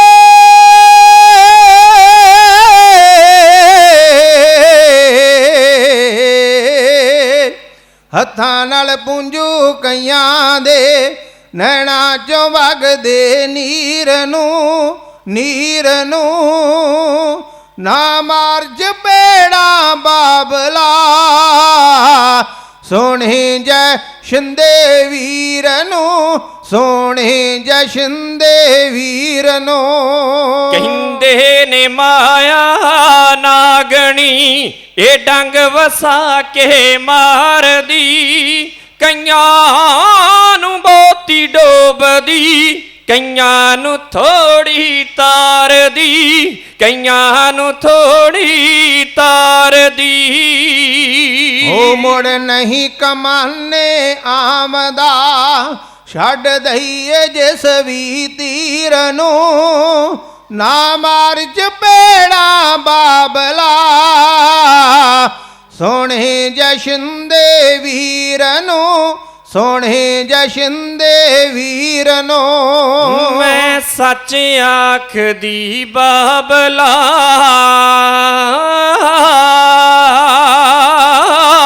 ਮੈਂ ਸੱਚ ਆਖਦੀ ਬਾਬਲਾ ਉਸ ਮਾਇਆ ਮੁੜ ਨਾ ਆਵਣਾ ਸੱਚ ਪਿੰਡਰ ਰੂਪੋ ਵਾਲੀਏ ਕਦੇ ਲਿਖੇ ਇਤਿਹਾਸ ਹੈ ਗਾਵਣਾ ਕਦੇ ਲਿਖੇ ਇਤਿਹਾਸ ਹੈ ਗਾਵਣਾ ਕਹਿੰਦੇ ਨੇ ਸਾਰੀ ਜ਼ਿੰਦਗੀ ਕਹਿੰਦੇ ਨੇ ਸਾਰੀ ਜ਼ਿੰਦਗੀ ਨਾ ਛੱਡਣਾ ਚਾਹੀਏ ਤੀਰ ਨੂੰ ਨਾ ਮਾਰ ਚਪੇੜਾ ਬਾਬਲਾ ਸੋਹਣੇ ਜਸ਼ਨ ਦੇ ਵੀਰ ਨੂੰ ਸੋਹਣੇ ਜਸ਼ਨ ਦੇ ਵੀਰ ਨੂੰ। ਗੁਰੂ ਨਾਨਕ ਪਾਤਸ਼ਾਹ ਮਹਾਰਾਜ ਉਹਨਾਂ ਦੇ ਕੋਲ ਖਲੋਤੇ ਬੇਬੇ ਨਾਨਕੀ ਜੀ ਜਦੋਂ ਪਿਤਾ ਨੇ ਚਪੇੜ ਮਾਰ ਦਿੱਤੀ ਤੇ ਹਿਰਦੇ ਨੂੰ ਸੱਟ ਵੱਜ ਗਈ। ਕਹਿਣ ਲੱਗੇ ਪਿਤਾ ਜੀਓ ਜਿਹੜੀਆਂ ਚੰਦ ਕੌਡੀਆਂ ਬਦਲੇ ਮੇਰੇ ਰੱਬ ਵੀਰ ਦੇ ਮੁਖੜੇ ਉੱਤੇ ਚਪੇੜ ਮਾਰਦੇ ਹੋ ਉਹ ਦੌਲਤ ਮੇਰੇ ਕੋਲੋਂ ਲੈ ਲਿਓ। ਇਹ ਦੁਨੀਆ ਨੂੰ ਤਾਰਨ ਵਾਸਤੇ ਇਹਨਾਂ ਕੌਡਾਂ ਨੂੰ ਪੈਰਾਂ ਵਿੱਚ ਰੋਲੇਗਾ ਤੇ ਸੰਸਾਰ ਨੂੰ ਸਿੱਧੇ ਰਸਤੇ ਪਾਉਣ ਵਾਸਤੇ ਆਪਣੇ ਮੁਖ ਵਿੱਚੋਂ ਵਿਚਾਰ ਇਸ ਰਹਿਬਰ ਨੇ ਪੈਦਾ ਕਰਨੇ ਨੇ। ਪਿਤਾ ਜੀ ਸਮਝਣਾ ਕਰੋ। ਇਤਿਹਾਸ ਕਹਿੰਦਾ ਪਿਤਾ ਸੀ ਤੇ ਪਿਤਾ ਵਾਲੀ ਭਾਵਨਾ ਰੱਖਦੇ ਨੇ ਕਿ ਮੇਰਾ ਪੁੱਤ ਵੱਡੀ ਤਰੱਕੀ ਕਰਕੇ ਧਨ ਦੌਲਤ ਦਾ ਖਜ਼ਾਨਾ ਇਕੱਤਰ ਕਰਕੇ ਮੇਰੇ ਤੋਂ ਵੱਧ ਕਾਰੋਬਾਰੀ ਬਣ ਜਾਵੇ। ਜਿਵੇਂ ਅੱਜ ਇੱਕ ਦੁਨਿਆਵੀ ਮਾਂ-ਬਾਪ ਦੀ ਭਾਵਨਾ ਹੁੰਦੀ ਹੈ ਕਿ ਆਪਣੇ ਪੁੱਤ ਨੂੰ ਉੱਚ ਵਿਦਿਆ ਹਾਸਲ ਕਰਵਾ ਕੇ ਕਿਸੇ ਉੱਚ ਅਹੁਦੇ ਉੱਤੇ ਡਿਊਟੀ ਕਰਵਾ ਕਰਕੇ ਮੈਂ ਆਪਣੇ ਮਨ ਦੀ ਭਾਵਨਾ ਪੂਰੀ ਕਰ ਲਵਾਂ। ਗੁਰੂ ਨਾਨਕ ਪਾਤਸ਼ਾਹ ਮਹਾਰਾਜ ਦੇ ਕੋਲ ਖਲੋਤੇ ਬੇਬੇ ਨਾਨਕੀ ਪਿਤਾ ਨੇ ਇੱਕ ਬਾਤ ਕਹਿ ਦਿੱਤੀ। ਕਹਿਣ ਲੱਗੇ ਨਾਨਕੀ ਜੇ ਤੈਨੂੰ ਆਪਣੇ ਇਸ ਰੱਬ ਵੀਰ ਦਾ ਇੰਨਾ ਹੀ ਫਿਕਰ ਹੈ ਇਹਨੂੰ ਕਿਸੇ ਕਾਰ ਤੇ ਲਵਾ ਦੇ ਕਿਸੇ ਡਿਊਟੀ ਤੇ ਲਵਾ ਦੇ ਤੂੰ ਹੀ ਇਹ ਮਿਹਨਤ ਕਰ ਤੂੰ ਹੀ ਇਹ ਮੁਸ਼ੱਕਤ ਕਰ। ਇਤਿਹਾਸ ਕਹਿੰਦਾ ਗੁਰੂ ਨਾਨਕ ਪਾਤਸ਼ਾਹ ਮਹਾਰਾਜ ਉਹਨਾਂ ਦੇ ਵੱਡੇ ਭੈਣ ਜੀ ਬੇਬੇ ਨਾਨਕੀ ਦਾ ਆਨੰਦ ਕਾਰਜ ਹੋਇਆ ਸੀ ਸੁਲਤਾਨਪੁਰ ਲੋਧੀ ਦੀ ਧਰਤੀ ਤੇ। ਗੁਰੂ ਪਿਆਰੀ ਸਾਧ ਸੰਗਤ ਮੈਂ ਆਪ ਜੀ ਨਾਲ ਇੱਕ ਬਾਤ ਸਾਂਝੀ ਕਰਨੀ ਹੈ। ਜਿਹੜਾ ਮੇਲ ਮਿਲਾਪ ਹੁੰਦਾ ਹੈ ਭਾਈਆ ਜੈ ਰਾਮ ਜੀ ਨਵਾਬ ਦੌਲਤ ਖਾਂ ਦੇ ਇਸ ਮੋਦੀ ਖਾਨੇ ਵਿੱਚ ਇਸ ਸਰਕਾਰ ਦੇ ਵਿੱਚ ਡਿਊਟੀ ਕਰਦੇ ਸਨ। ਇਮਾਨਦਾਰੀ ਦੀ ਕਿਰਤ ਹੈ ਤੇ ਕਈ ਵਾਰਾਂ ਸੁਭਾਗ ਬਣ ਜਾਂਦਾ ਸੀ ਡਿਊਟੀ ਦੇ ਸੰਬੰਧ ਵਿੱਚ ਕੁਝ ਕਾਰੋਬਾਰ ਦੇ ਸੰਬੰਧ ਵਿੱਚ ਰਾਏ ਭੋਏ ਦੀ ਤਲਵੰਡੀ ਵਿੱਚ ਜਾਣਾ ਪੈਂਦਾ ਸੀ। ਪਿਤਾ ਮਹਿਤਾ ਕਾਲੂ ਜੀ ਤਿੰਨਾਂ ਦੇ ਕਾਰਦਾਰ ਸਨ ਤਿੰਨਾਂ ਦੇ ਮਹਿਕਮੇ ਵਿੱਚ ਡਿਊਟੀ ਕਰਨ ਵਾਲੇ। ਉਹ ਰਾਏ ਭੋਏ ਦੀ ਤਲਵੰਡੀ ਵਿੱਚ ਵਸਦਾ ਰਾਏ ਬੁਲਾਰ ਉਹਦੇ ਨਾਲ ਕੁਝ ਰਾਬਤਾਵਾਂ ਕਾਇਮ ਹੁੰਦੀਆਂ ਸਨ। ਸਰਕਾਰੀ ਤੌਰ ਤੇ ਕਈ ਵਿਦਵਾਨਾਂ ਨੇ ਵੀ ਲਿਖਿਆ ਕਿ ਨਵਾਬ ਦੌਲਤ ਖਾਂ ਤੇ ਰਾਏ ਬੁਲਾਰ ਦਾ ਸੰਬੰਧ ਸੀ ਉਹਨਾਂ ਦੀ ਕੁਝ ਰਿਸ਼ਤੇਦਾਰੀ ਵੀ ਸੀ ਆਉਣ ਜਾਣ ਬਣਦਾ ਸੀ ਤੇ ਭਾਈਆ ਜੈ ਰਾਮ ਜੀ ਨੂੰ ਭੇਜਿਆ ਕਰਦੇ ਸਨ। ਰਾਏ ਬੁਲਾਰ ਨੇ ਵਿੱਚ ਪੈ ਕੇ ਬੇਬੇ ਨਾਨਕੀ ਦਾ ਜਿਹੜਾ ਸਾਕ ਸੀ ਉਹ ਭਾਈਆ ਜੈ ਰਾਮ ਜੀ ਨਾਲ ਕਰਵਾ ਦਿੱਤਾ। ਸੁਲਤਾਨਪੁਰ ਲੋਧੀ ਦੀ ਧਰਤੀ ਉੱਤੇ ਬੇਬੇ ਨਾਨਕੀ ਜੀ ਵਿਆਹੇ ਆਏ। ਆਪ ਵਡਭਾਗੇ ਹੋ ਬੇਬੇ ਨਾਨਕੀ ਸੰਸਾਰ ਦੇ ਅੰਦਰ ਏਡੀ ਵੱਡੀ ਮਹਾਨ ਇਸਤਰੀ ਹੈ। ਵਿਦਵਾਨਾਂ ਨੇ ਕਿਹਾ ਸਭ ਤੋਂ ਪਹਿਲਾਂ ਜੇ ਗੁਰੂ ਜੋਤ ਨੂੰ ਸਮਝਿਆ ਗੁਰੂ ਨਾਨਕ ਪਾਤਸ਼ਾਹ ਮਹਾਰਾਜ ਦੀ ਰਹਿਮਤ ਦੇ ਪਾਤਰ ਬਣੇ ਨੇ ਉਹ ਸਨ ਬੇਬੇ ਨਾਨਕੀ। ਏਡਾ ਵੱਡਾ ਭਰੋਸਾ ਸੀ ਏਡਾ ਵੱਡਾ ਸਿਦਕ ਸੀ ਘਰ ਦੇ ਵਿੱਚ ਕੋਈ ਔਲਾਦ ਨਹੀਂ ਪੈਦਾ ਹੋਈ ਬੇਬੇ ਨਾਨਕੀ ਦੇ ਨਾ ਕੋਈ ਪੁੱਤਰ ਸੀ ਨਾ ਕੋਈ ਧੀ ਸੀ। ਸਿਦਕ ਵਿੱਚ ਜੀਵਨ ਜਿਉਂਦੇ ਆ ਭਾਣੇ ਵਿੱਚ ਜੀਵਨ ਜਿਉਂਦੇ ਆ। ਕਦੇ ਵੀ ਰੱਬ ਵੀਰ ਅੱਗੇ ਹੱਥ ਜੋੜ ਕੇ ਨਹੀਂ ਆਖਿਆ ਦਾਤਿਆ ਤੂੰ ਦੁਨੀਆ ਨੂੰ ਦਾਤਾਂ ਵੰਡਦਾ ਹੈ ਤੇਰੇ ਚਰਨਾਂ ਵਿੱਚੋਂ ਲੋਕ ਪਦਾਰਥ ਲੈ ਕੇ ਜਾਂਦੇ ਨੇ ਮੈਨੂੰ ਵੀ ਪੁੱਤਰ ਦੀ ਲੋੜ ਹੈ। ਬੇਬੇ ਨਾਨਕੀ ਨੇ ਕਦੇ ਵੀ ਐਸਾ ਬਚਨ ਨਹੀਂ ਸੀ ਕੀਤਾ ਐਸਾ ਬੋਲ ਆਪਣੇ ਮੁਖ ਵਿੱਚੋਂ ਕਦੇ ਬੋਲਿਆ ਨਹੀਂ। ਇੰਨੇ ਸਿਦਕ ਵਿੱਚ ਮੱਤੀ ਹੋਈ ਇਹ ਰੂਹ ਸੀ ਬੇਬੇ ਨਾਨਕੀ ਜਿਨ੍ਹਾਂ ਦੇ ਸਦਕਾ ਗੁਰੂ ਨਾਨਕ ਪਾਤਸ਼ਾਹ ਮਹਾਰਾਜ ਨੇ ਉਹ ਨਨਕਾਣਾ ਸਾਹਿਬ ਦੀ ਧਰਤੀ ਤੋਂ ਚਾਲਾ ਪਾ ਕੇ ਸੁਲਤਾਨਪੁਰ ਲੋਧੀ ਦੀ ਧਰਤੀ ਤੇ ਆਉਣਾ। ਆਓ ਗੁਰੂ ਪਿਆਰੀ ਸਾਧ ਸੰਗਤ ਬੇਬੇ ਨਾਨਕੀ ਪੁੱਜੇ ਆਪਣੇ ਸਹੁਰੇ ਪਿੰਡ ਸੁਲਤਾਨਪੁਰ ਲੋਧੀ ਦੀ ਧਰਤੀ ਤੇ ਆਪਣੇ ਪਤੀ ਭਾਈਆ ਜੈ ਰਾਮ ਜੀ ਨਾਲ ਵਿਚਾਰਾਂ ਹੋਈਆਂ। ਕਹਿਣ ਲੱਗੇ ਤੁਸੀਂ ਜਾਣਦੇ ਹੋ ਆਪਣੇ ਉਸ ਪਿਆਰੇ ਨਾਨਕ ਜੀ ਨੂੰ ਉਹਨਾਂ ਨੇ ਯੋਗ ਵਿਦਿਆ ਵੀ ਹਾਸਲ ਕੀਤੀ ਹੈ। ਤਲਵੰਡੀ ਦੀ ਧਰਤੀ ਤੇ ਰਹਿ ਕੇ ਉਹਨਾਂ ਨੂੰ ਹੱਟੀ ਦਾ ਤਜਰਬਾ ਵੀ ਹੈ। ਤੇ ਜੇ ਤੁਸੀਂ ਬਾਤ ਚਲਾ ਲਓ ਨਵਾਬ ਦੌਲਤ ਖਾਂ ਦੇ ਨਾਲ ਇਸ ਮਹਿਕਮੇ ਵਿੱਚ ਕੋਈ ਡਿਊਟੀ ਕਰ ਲੈਣ, ਮਹਿਕਮੇ ਵਿੱਚ ਰਹਿ ਕਰਕੇ ਕੋਈ ਕਾਰਦਾਰ ਕਰ ਲੈਣ, ਭਾਈਆ ਜੈ ਰਾਮ ਜੀ ਨੇ ਨਵਾਬ ਦੌਲਤ ਖਾਂ ਦੇ ਨਾਲ ਬਾਤ ਚਲਾ ਲਈ। ਗੱਲ ਹੋ ਗਈ ਕਿ ਮੇਰਾ ਇੱਕ ਸੰਬੰਧੀ ਹੈ, ਰਾਏ ਪੋਏ ਦੀ ਤਲਵੰਡੀ ਵਿੱਚ ਵੱਸਦਾ ਹੈ, ਬੜੀ ਯੋਗ ਉਸ ਨੂੰ ਤਜਰਬਾ ਹੈ ਹੱਟੀ ਦਾ, ਹਿਸਾਬ ਕਿਤਾਬ ਦਾ ਬੜਾ ਵੱਡਾ ਤਜਰਬਾ ਹੈ। ਇੱਥੇ ਇੱਕ ਬਾਤ ਸਾਂਝੀ ਕਰਦਾ ਚਾਹੁੰਦਾ ਹਾਂ। ਗੁਰੂ ਨਾਨਕ ਪਾਤਸ਼ਾਹ ਮਹਾਰਾਜ, ਆਪਾਂ ਨੇ ਇੱਕ ਸਾਖੀ ਸਰਵਣ ਕੀਤੀ ਹੈ ਸਵੇਰ ਦੇ ਸਮੇਂ, ਦਾਸ ਨੇ ਵੀ ਸਾਂਝਾ ਕੀਤਾ ਸੀ। ਬਾਬੇ ਨਾਨਕ ਨੇ ਵਪਾਰ ਇੱਕ ਵਾਰ ਨਹੀਂ ਕੀਤਾ, ਕਈ ਵਾਰ ਚੂੜਕਾਣੇ ਦੀ ਮੰਡੀ ਤੋਂ ਰਸਤਾ ਲਿਆ ਕੇ ਆਪਣੇ ਨਗਰ ਵਿੱਚ ਲਿਆ ਕੇ ਵੇਚਿਆ ਕਰਦੇ ਸੀ, ਦੂਰ ਦਰੇਡੇ ਵੇਚਿਆ ਕਰਦੇ ਸੀ। ਵਪਾਰ ਦਾ ਵੱਡਾ ਤਜਰਬਾ ਸੀ ਗੁਰੂ ਨਾਨਕ ਪਾਤਸ਼ਾਹ ਮਹਾਰਾਜ ਜੀ ਨੂੰ। ਇਹੀ ਤਜਰਬੇ ਸਦਕਾ ਭਾਈਆ ਜੈ ਰਾਮ ਜੀ ਨੇ ਹਾਮੀ ਭਰ ਦਿੱਤੀ ਸੀ ਨਵਾਬ ਦੌਲਤ ਖਾਂ ਦੇ ਕੋਲ। ਗੱਲਬਾਤ ਹੋ ਗਈ, ਬੇਬੇ ਨਾਨਕੀ ਨੂੰ ਆਣ ਕੇ ਦੱਸਿਆ। ਪਤੀ ਭਾਈਆ ਜੈ ਰਾਮ ਜੀ ਨੇ ਕਹਿਣ ਲੱਗੇ, ਨਾਨਕੀ ਆਪਣੇ ਨਗਰ ਪਿਤਾ ਮਹਿਤਾ ਕਾਲੂ ਜੀ ਨੂੰ ਇੱਕ ਚਿੱਠੀ ਦੇ ਰਾਹੀਂ, ਇੱਕ ਬੋਲਾਂ ਦੇ ਰਾਹੀਂ ਸੁਨੇਹਾ ਦੇ ਦਿਓ ਕਿ ਆਪਣੇ ਉਸ ਰੱਬ ਵੀਰ ਨੂੰ ਇਸ ਧਰਤੀ ਤੇ ਬੁਲਾਉਣਾ ਹੈ। ਪਿਤਾ ਨੂੰ ਚਿੱਠੀ ਲਿਖ ਦਿੱਤੀ। ਯਾਦ ਰੱਖਿਓ ਬੇਬੇ ਨਾਨਕੀ ਜੀ ਨੇ ਚਿੱਠੀ ਵਿੱਚ ਕੀ ਲਿਖਿਆ। ਬੇਬੇ ਨਾਨਕੀ ਦੇ ਵੀ ਮਨ ਦੀ ਭਾਵਨਾ ਸੀ ਕਿ ਮੇਰਾ ਰੱਬ ਵੀਰ ਸਦਾ ਮੇਰੀਆਂ ਅੱਖਾਂ ਦੇ ਸਾਹਮਣੇ ਰਹੇ, ਸਦਾ ਮੈਂ ਉਹਨੂੰ ਵੇਖਦੀ ਰਹਾਂ, ਜਿਹਦੇ ਸਦਕਾ ਮੇਰੀ ਦੁਨੀਆ ਵਸਦੀ ਹੈ, ਜਿਹਦੇ ਸਦਕਾ ਉਹਨਾਂ ਦੇ ਚਰਨਾਂ ਵਿੱਚੋਂ ਨੇਕਾਂ ਬਖਸ਼ਾਂ ਪ੍ਰਾਪਤ ਕਰਦੇ ਸਨ। ਮੈਂ ਅੱਗੇ ਵੀ ਕਿਹਾ, ਪਹਿਲੇ ਸਿੱਖ ਹੋਏ ਨੇ ਬੇਬੇ ਨਾਨਕੀ ਗੁਰੂ ਨਾਨਕ ਪਾਤਸ਼ਾਹ ਮਹਾਰਾਜ ਜੀ ਦੇ ਵੱਡੇ ਭੈਣ ਤੇ ਸਨ ਹੀ। ਗੁਰੂ ਨਾਨਕ ਪਾਤਸ਼ਾਹ ਮਹਾਰਾਜ ਉਹਨਾਂ ਨੂੰ ਬੇਬੇ ਕਰਕੇ ਬੁਲਾਇਆ ਕਰਦੇ ਸੀ। ਕਿਉਂ? ਛੋਟੀ ਉਮਰ ਦੇ ਅੰਦਰ ਵੱਡੀਆਂ ਵਿਚਾਰਾਂ ਉਹਨਾਂ ਦੇ ਹਿਰਦੇ ਵਿੱਚ ਸੀ। ਉਹਨਾਂ ਦੇ ਭਾਵਨਾ ਪਿਆਰ ਐਡਾ ਵੱਡਾ ਸੀ ਕਿ ਜਿਹੜੀ ਵੀ ਬਾਤ ਕਹਿਣੀ ਉਹਦੇ ਵਿੱਚ ਵੱਡਾ ਗਿਆਨ ਹੋਇਆ ਕਰਦਾ ਸੀ। ਬੇਬੇ ਨਾਨਕੀ ਕਹਿ ਕੇ ਸਤਿਕਾਰ ਦਿਆ ਕਰਦੇ ਸੀ ਗੁਰੂ ਨਾਨਕ ਪਾਤਸ਼ਾਹ ਮਹਾਰਾਜ। ਬੇਬੇ ਨੇ ਸੁਲਤਾਨਪੁਰ ਲੋਧੀ ਦੀ ਧਰਤੀ ਤੋਂ ਇੱਕ ਚਿੱਠੀ ਪਾ ਕੇ ਆਪਣੇ ਪਿਤਾ ਨੂੰ ਬੋਲ ਜਿਹੜੇ ਲਿਖੇ ਨੇ, ਕਹਿਣ ਲੱਗੇ, ਪਿਤਾ ਜੀ ਇਹ ਨਵਾਬ ਦੌਲਤ ਖਾਂ ਦੇ ਨਾਲ ਬਾਤ ਭਾਈਆ ਜੈ ਰਾਮ ਜੀ ਨੇ, ਮੇਰੇ ਪਤੀ ਜੀ ਨੇ ਕਰ ਦਿੱਤੀ ਹੈ। ਇਸ ਵਾਸਤੇ ਮੇਰੇ ਰੱਬ ਵੀਰ ਨੂੰ ਇਹ ਸੁਲਤਾਨਪੁਰ ਲੋਧੀ ਦੀ ਧਰਤੀ ਤੋਂ ਭੇਜ ਦਿਓ ਇਸ ਧਰਤੀ ਤੇ। ਆਓ ਕਵੀ ਨੇ ਉਸ ਚਿੱਠੀ ਦੇ ਬੋਲਾਂ ਨੂੰ ਆਪਣੇ ਕਾਵਿ ਰਚਨਾ ਦੇ ਅੰਦਰ ਦਰਜ ਕੀਤਾ ਹੈ।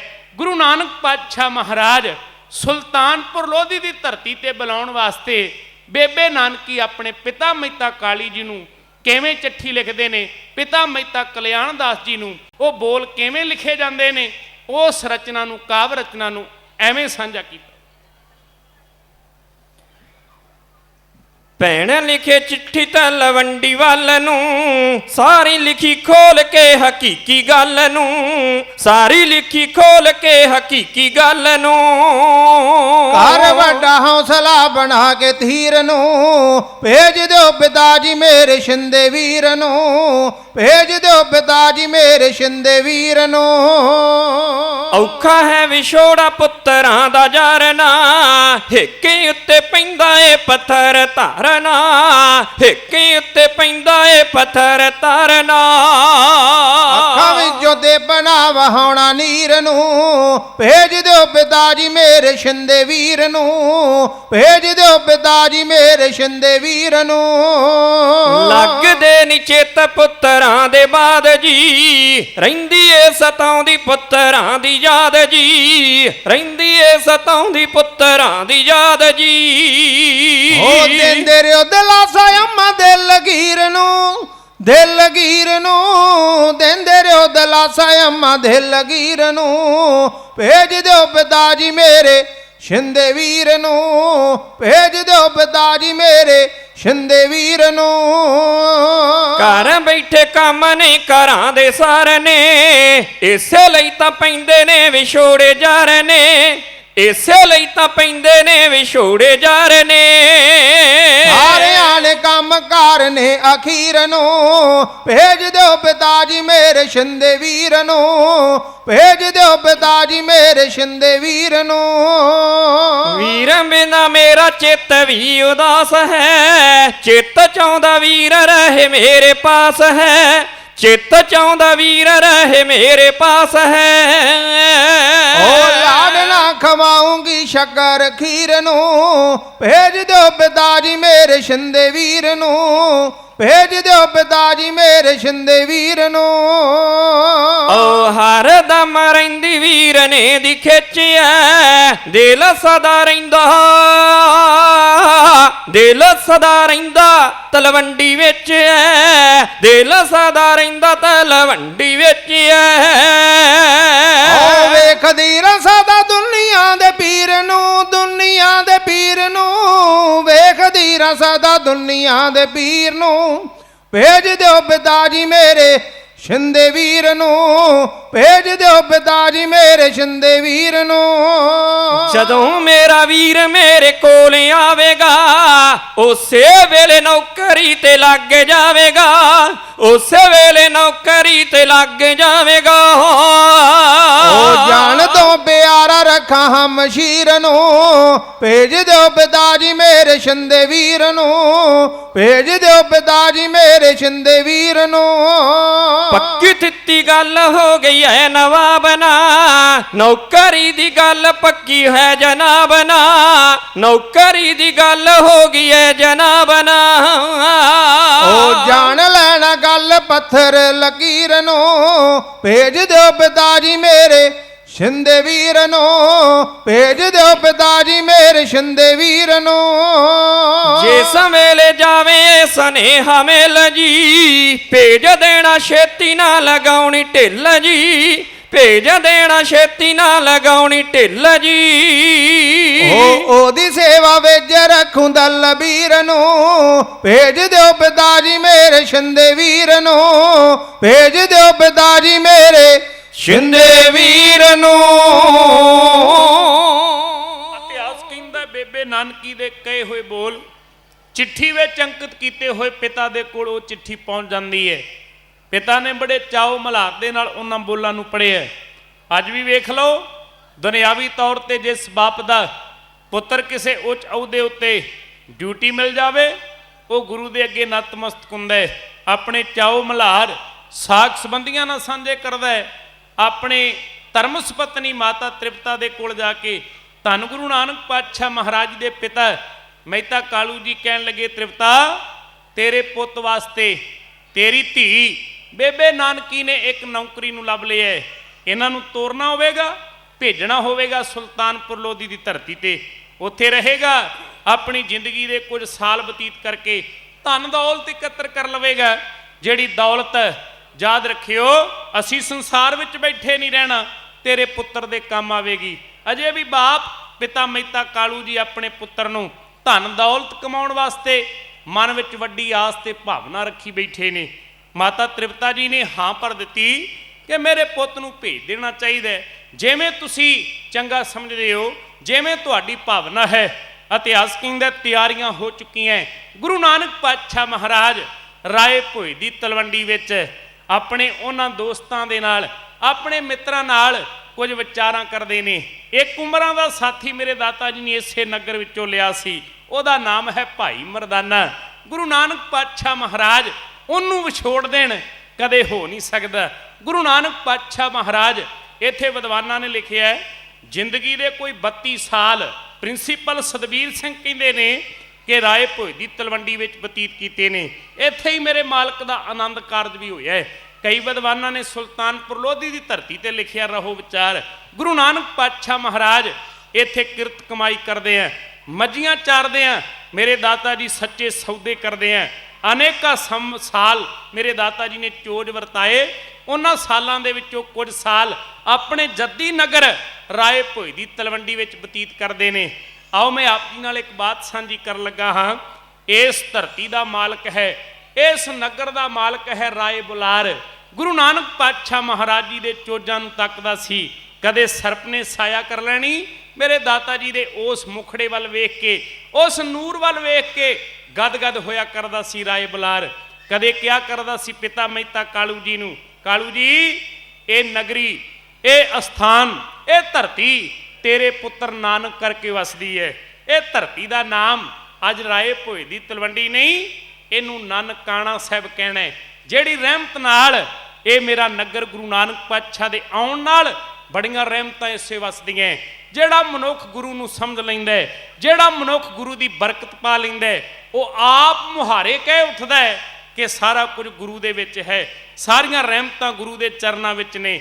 ਰਾਏ ਬੁਲਾਰ ਏਡਾ ਵੱਡਾ ਬਰਦਾ ਬਣਿਆ ਸੀ। ਮੈਂ ਇਤਿਹਾਸ ਪੜ੍ਹ ਰਿਹਾ ਸੀ, ਗੁਰੂ ਨਾਨਕ ਪਾਤਸ਼ਾਹ ਮਹਾਰਾਜ ਜੀ ਦੇ ਨਾਮ ਦੇ ਨਾਲ ਆਪਣੀ ਜ਼ਿੰਦਗੀ ਵਿੱਚ ਜਿਹੜੀ ਉਹਦੇ ਕੋਲ ਸੰਪਤੀ ਸੀ, ਜਿਹੜੀ ਜਾਇਦਾਦ ਸੀ ਰਾਏ ਬੁਲਾਰ ਦੇ ਕੋਲ, ਉਹਦੇ ਵਿੱਚੋਂ 750 ਮਰਬਾ ਜ਼ਮੀਨ ਦਾ ਬਾਬੇ ਨਾਨਕ ਦੇ ਨਾਮ ਨਾਲ ਲਾ ਦਿੱਤਾ। ਇੱਕ ਬਾਤ ਕਿਆ ਕਰਦੇ ਸੀ, ਉਸ ਦਿਨ ਦੀ ਘਟਨਾ ਤੋਂ ਪਿਤਾ ਮਹਿਤਾ ਕਾਲੀ ਜੀ ਨੂੰ ਆਣ ਕਰਕੇ ਕਹਿੰਦੇ ਸੀ, ਇਹ ਰਾਏ ਬੁਲਾਰ ਜੀ ਕਹਿੰਦੇ, ਪੈਂਦਾ ਕਾਲੂ ਜੀ ਆਪਣੇ ਪੁੱਤ ਨੂੰ ਕਦੇ ਵਰਜਣਾ ਨਹੀਂ, ਜਿਹੜੀ ਦੌਲਤ ਦੀ ਲੋੜ ਹੋਵੇ, ਧਨ ਦੌਲਤ ਚਾਹੀਦਾ ਹੋਵੇ, ਮੇਰੇ ਕੋਲੋਂ ਮੰਗ ਲਿਓ। ਇਹ ਰੱਬ ਹੈ, ਇਹ ਅੱਲਾ ਹੈ, ਨਿਰੰਕਾਰ ਹੈ, ਇਹਦੇ ਚਰਨਾਂ ਵਿੱਚੋਂ ਬਰਕਤਾਂ ਪਾਉਣੀਆਂ, ਇਹਨੂੰ ਕੁਝ ਵਰਜਣਾ ਨਹੀਂ, ਮਾਰਨਾ ਨਹੀਂ। ਐਸੇ ਬੋਲ ਇਤਿਹਾਸਕਾਰ ਕਹਿੰਦੇ ਨੇ। ਰਾਏ ਬੁਲਾਰ ਮਹਿਤਾ ਕਾਲੀ ਜੀ ਨੂੰ ਕਿਆ ਕਰਦੇ ਸੀ। ਅੱਜ ਉਹ ਗੁਰੂ ਨਾਨਕ ਪਾਤਸ਼ਾਹ ਮਹਾਰਾਜ ਬੇਬੇ ਨਾਨਕੀ ਦੇ ਕੋਲ ਸੁਲਤਾਨਪੁਰ ਲੋਧੀ ਦੀ ਧਰਤੀ ਤੇ ਤਿਆਰ ਹੋਏ ਨੇ ਜਾਣ ਵਾਸਤੇ, ਚਾਲਾ ਪਾਉਣ ਵਾਸਤੇ ਬਿਲਕੁਲ ਤਿਆਰੀਆਂ ਨੇ। ਆਪਣੇ ਘਰ ਵਿੱਚੋਂ ਮਾਤਾ ਤ੍ਰਿਪਤਾ ਨੇ ਆਪਣੇ ਪੁੱਤਰ ਨੂੰ ਤੋਰਨਾ ਹੈ। ਪਿਤਾ ਮਹਿਤਾ ਕਾਲੂ ਜੀ ਬਿਲਕੁਲ ਤਿਆਰ ਨੇ ਤੇ ਹੋਰਨਾਂ ਲੋਕਾਂ ਨੂੰ ਵੀ ਪਤਾ ਲੱਗ ਜਾਂਦਾ ਹੈ। ਉੱਥੇ ਭਾਈ ਮਰਦਾਨਾ ਵੀ ਖਲੋਤਾ ਹੈ। ਰਾਏ ਬੁਲਾਰ ਨੂੰ ਵੀ ਕੰਨੋਂ ਕੰਨੀ ਖਬਰ ਹੋ ਗਈ ਕਿ ਇਸ ਨਿਰੰਕਾਰ ਨੇ, ਇਹ ਅੱਲਾ ਦੇ ਰੂਪ ਨੇ, ਮੇਰੇ ਨਗਰ ਵਿੱਚੋਂ ਚਲੇ ਜਾਣਾ ਹੈ, ਜਾ ਕੇ ਸੁਲਤਾਨਪੁਰ ਲੋਧੀ ਦੀ ਧਰਤੀ ਤੇ ਰਹਿਣਾ ਹੈ। ਪਤਾ ਨਹੀਂ ਕਿੰਨਾ ਸਮਾਂ, ਕਿੰਨੇ ਕੁ ਸਾਲ ਪੱਕੇ ਤੌਰ ਤੇ ਉਸ ਧਰਤੀ ਤੇ ਰਹਿ ਜਾਣ। ਐਸੀਆਂ ਭਾਵਨਾ ਰਾਏ ਬੁਲਾਰ ਦੇ ਮਨ ਵਿੱਚ ਪੈਦਾ ਹੁੰਦੀਆਂ। ਇਤਿਹਾਸ ਕਹਿੰਦਾ ਆਪਣੇ ਮੁਹੱਲਾਂ ਵਿੱਚੋਂ ਉੱਠਿਆ, ਆਪਣੇ ਘਰ ਵਿੱਚੋਂ ਉੱਠਿਆ। ਰਾਏ ਬੁਲਾਰ ਗੁਰੂ ਨਾਨਕ ਪਾਤਸ਼ਾਹ ਮਹਾਰਾਜ ਦੇ ਕੋਲ ਆ ਕੇ ਕਹਿੰਦਾ, ਦਾਤਿਆ ਤੇਰੀ ਕਿਰਪਾ ਨਾਲ ਮੇਰੀ ਨਗਰੀ ਵਸਦੀ ਹੈ, ਕਿਰਪਾ ਕਰਿਓ ਸਦਾ ਵਾਸਤੇ ਕਿਤੇ ਛੱਡ ਕੇ ਨਾ ਤੁਰ ਜਾਇਓ। ਤੁਹਾਡੀਆਂ ਰਹਿਮਤਾਂ, ਤੁਹਾਡੀਆਂ ਕਿਰਪਾ ਇਸ ਨਗਰੀ ਉੱਤੇ ਇੰਨੀਆਂ ਨੇ, ਜਿੰਨਾ ਚਿਰ ਮੈਂ ਤੁਹਾਡਾ ਦਰਸ਼ਨ ਨਾ ਕਰ ਲਵਾਂ ਕੁਝ ਚੰਗਾ ਲੱਗਦਾ ਹੀ ਨਹੀਂ ਦੁਨੀਆ ਅੰਦਰ। ਸਿੱਖਾ ਐਡੀ ਵੱਡੀ ਭਾਵਨਾ ਬਣਾ ਕੇ ਰੱਖ, ਜਿੰਨਾ ਚਿਰ ਗੁਰੂ ਦਾ ਦਰਸ਼ਨ ਨਾ ਕਰ ਲਵੇਂ ਉਹਨਾਂ ਚਿਰ ਜ਼ਿੰਦਗੀ ਅੰਦਰ ਆਪਣੇ ਕਾਰ, ਆਪਣੇ ਕਰਮ ਨੂੰ ਪ੍ਰਾਰੰਭ ਨਾ ਕਰ। ਕਿਉਂਕਿ ਅੱਜ ਭਾਈ ਸਾਹਿਬ ਵੀ ਕਹਿ ਰਹੇ ਨੇ ਨਾ, ਕਈ ਗੁਰਮੁਖ ਜਨ ਕਹਿੰਦੇ ਨੇ ਅਸੀਂ ਸਾਰਾ ਕੁਝ ਟੀਵੀ ਵਿੱਚ ਵੇਖ ਲੈਂਦੇ ਹਾਂ, ਮੀਡੀਆ ਦੇ ਮਾਧਿਅਮ ਰਾਹੀਂ ਵੇਖ ਲੈਂਦੇ ਹਾਂ, ਸਾਨੂੰ ਗੁਰੂ ਘਰੇ ਆਉਣ ਦੀ ਲੋੜ ਨਹੀਂ। ਸਾਡੇ ਕੋਲ ਅੱਜ ਗੁਰੂ ਨਾਨਕ ਦਾ ਰੂਪ ਹੈ, ਗੁਰੂ ਗ੍ਰੰਥ ਸਾਹਿਬ ਪਾਤਸ਼ਾਹ ਮਹਾਰਾਜ ਜੀ ਦਾ ਸਵਰੂਪ ਹੈ। ਇਹਨਾਂ ਦੇ ਦਰਸ਼ਨ ਕਰਕੇ ਸਿੱਖ ਨੇ ਸਦਾ ਜਾਣਾ ਹੈ, ਇਹਨਾਂ ਦੇ ਅੱਗੇ ਅਰਦਾਸ ਕਰਨੀ ਹੈ। ਗੁਰੂ ਨਾਨਕ ਪਾਤਸ਼ਾਹ ਮਹਾਰਾਜ ਗੁਰਬਾਣੀ ਵਿੱਚ ਬੈਠੇ ਨੇ। ਆਓ ਰਾਏ ਬੁਲਾਰ ਪਿਤਾ ਮਹਿਤਾ ਕਾਲੂ ਜੀ ਦੇ ਘਰ ਵਿੱਚ ਆ ਕੇ ਆਪਣੀ ਵੇਦਨਾ, ਆਪਣੀ ਭਾਵਨਾ ਪ੍ਰਗਟਾਉਂਦੇ ਹੋਏ ਕਹਿੰਦੇ ਨੇ, ਉਹ ਸੱਪਾਂ ਦੀ ਛਾਵੇਂ ਪੈਣਿਆ, ਦੱਸ ਮੁੜ ਕੇ ਕਦੋਂ ਆਣ ਕੇ ਦਰਸ਼ਨ ਦਿਓਗੇ। ਆਓ ਇੱਥੇ ਕਵੀ ਨੇ ਕਲਮ ਚੁੱਕੀ ਹੈ।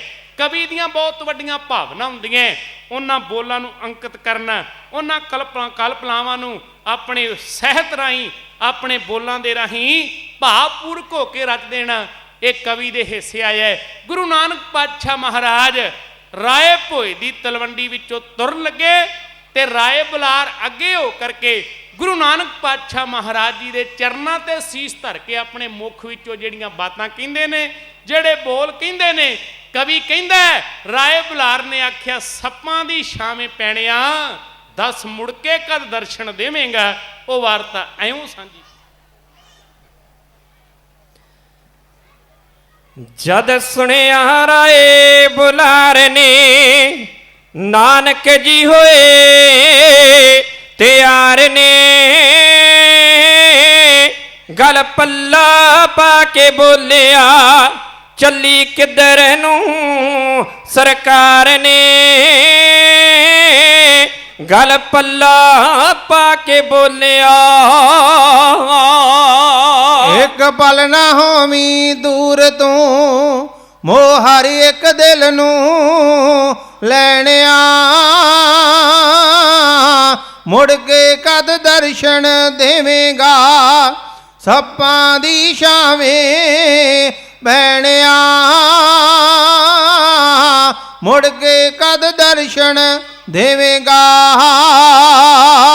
ਜਦ ਸੁਣਿਆ ਰਾਏ ਬੁਲਾਰ ਨੇ ਨਾਨਕ ਜੀ ਹੋਏ ਤਿਆਰ ਨੇ,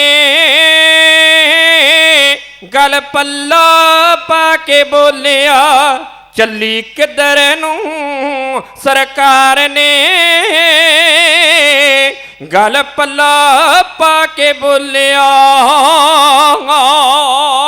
ਇੱਕ ਪਲ ਨਾ ਹੋਵੀਂ ਦੂਰ ਤੂੰ, ਮੋਹ ਹਰ ਇੱਕ ਦਿਲ ਦੇ ਲੈਣਿਆ,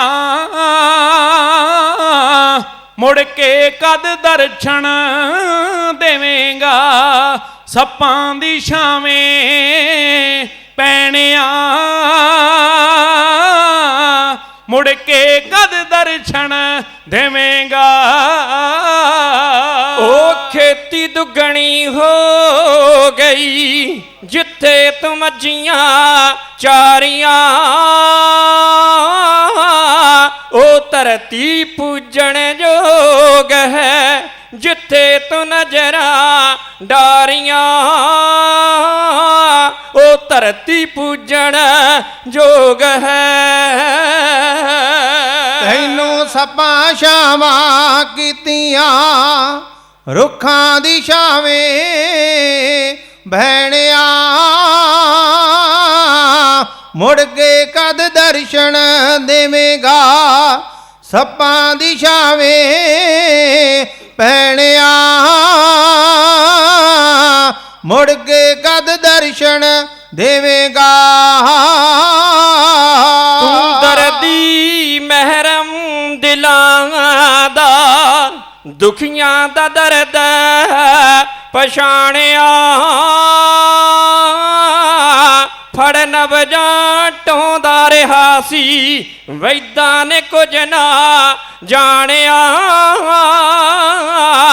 ਫੜ ਨਵਜਾਂ ਢੋਂਦਾ ਰਿਹਾ ਸੀ।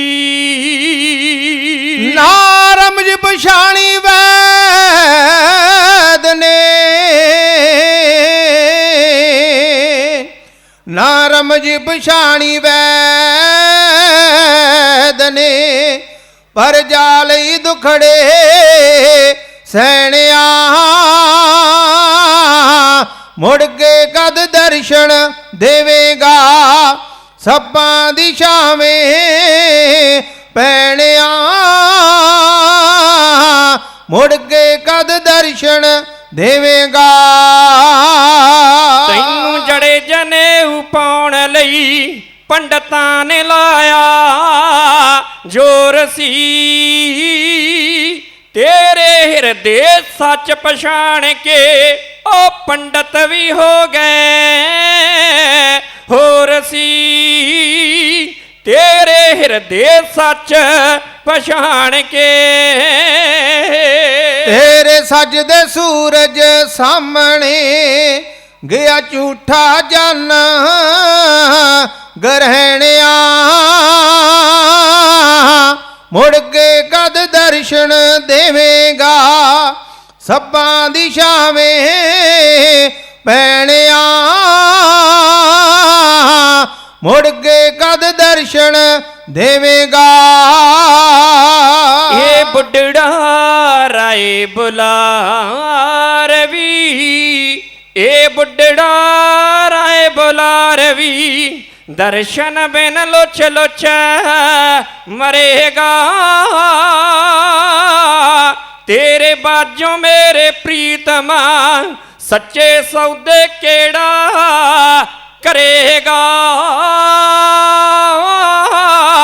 ਤੇਰੇ ਬਾਝੋਂ ਮੇਰੇ ਪ੍ਰੀਤਮਾ। ਜਦ ਪਿਤਾ ਚਪੇੜਾ ਮਾਰੀਆਂ,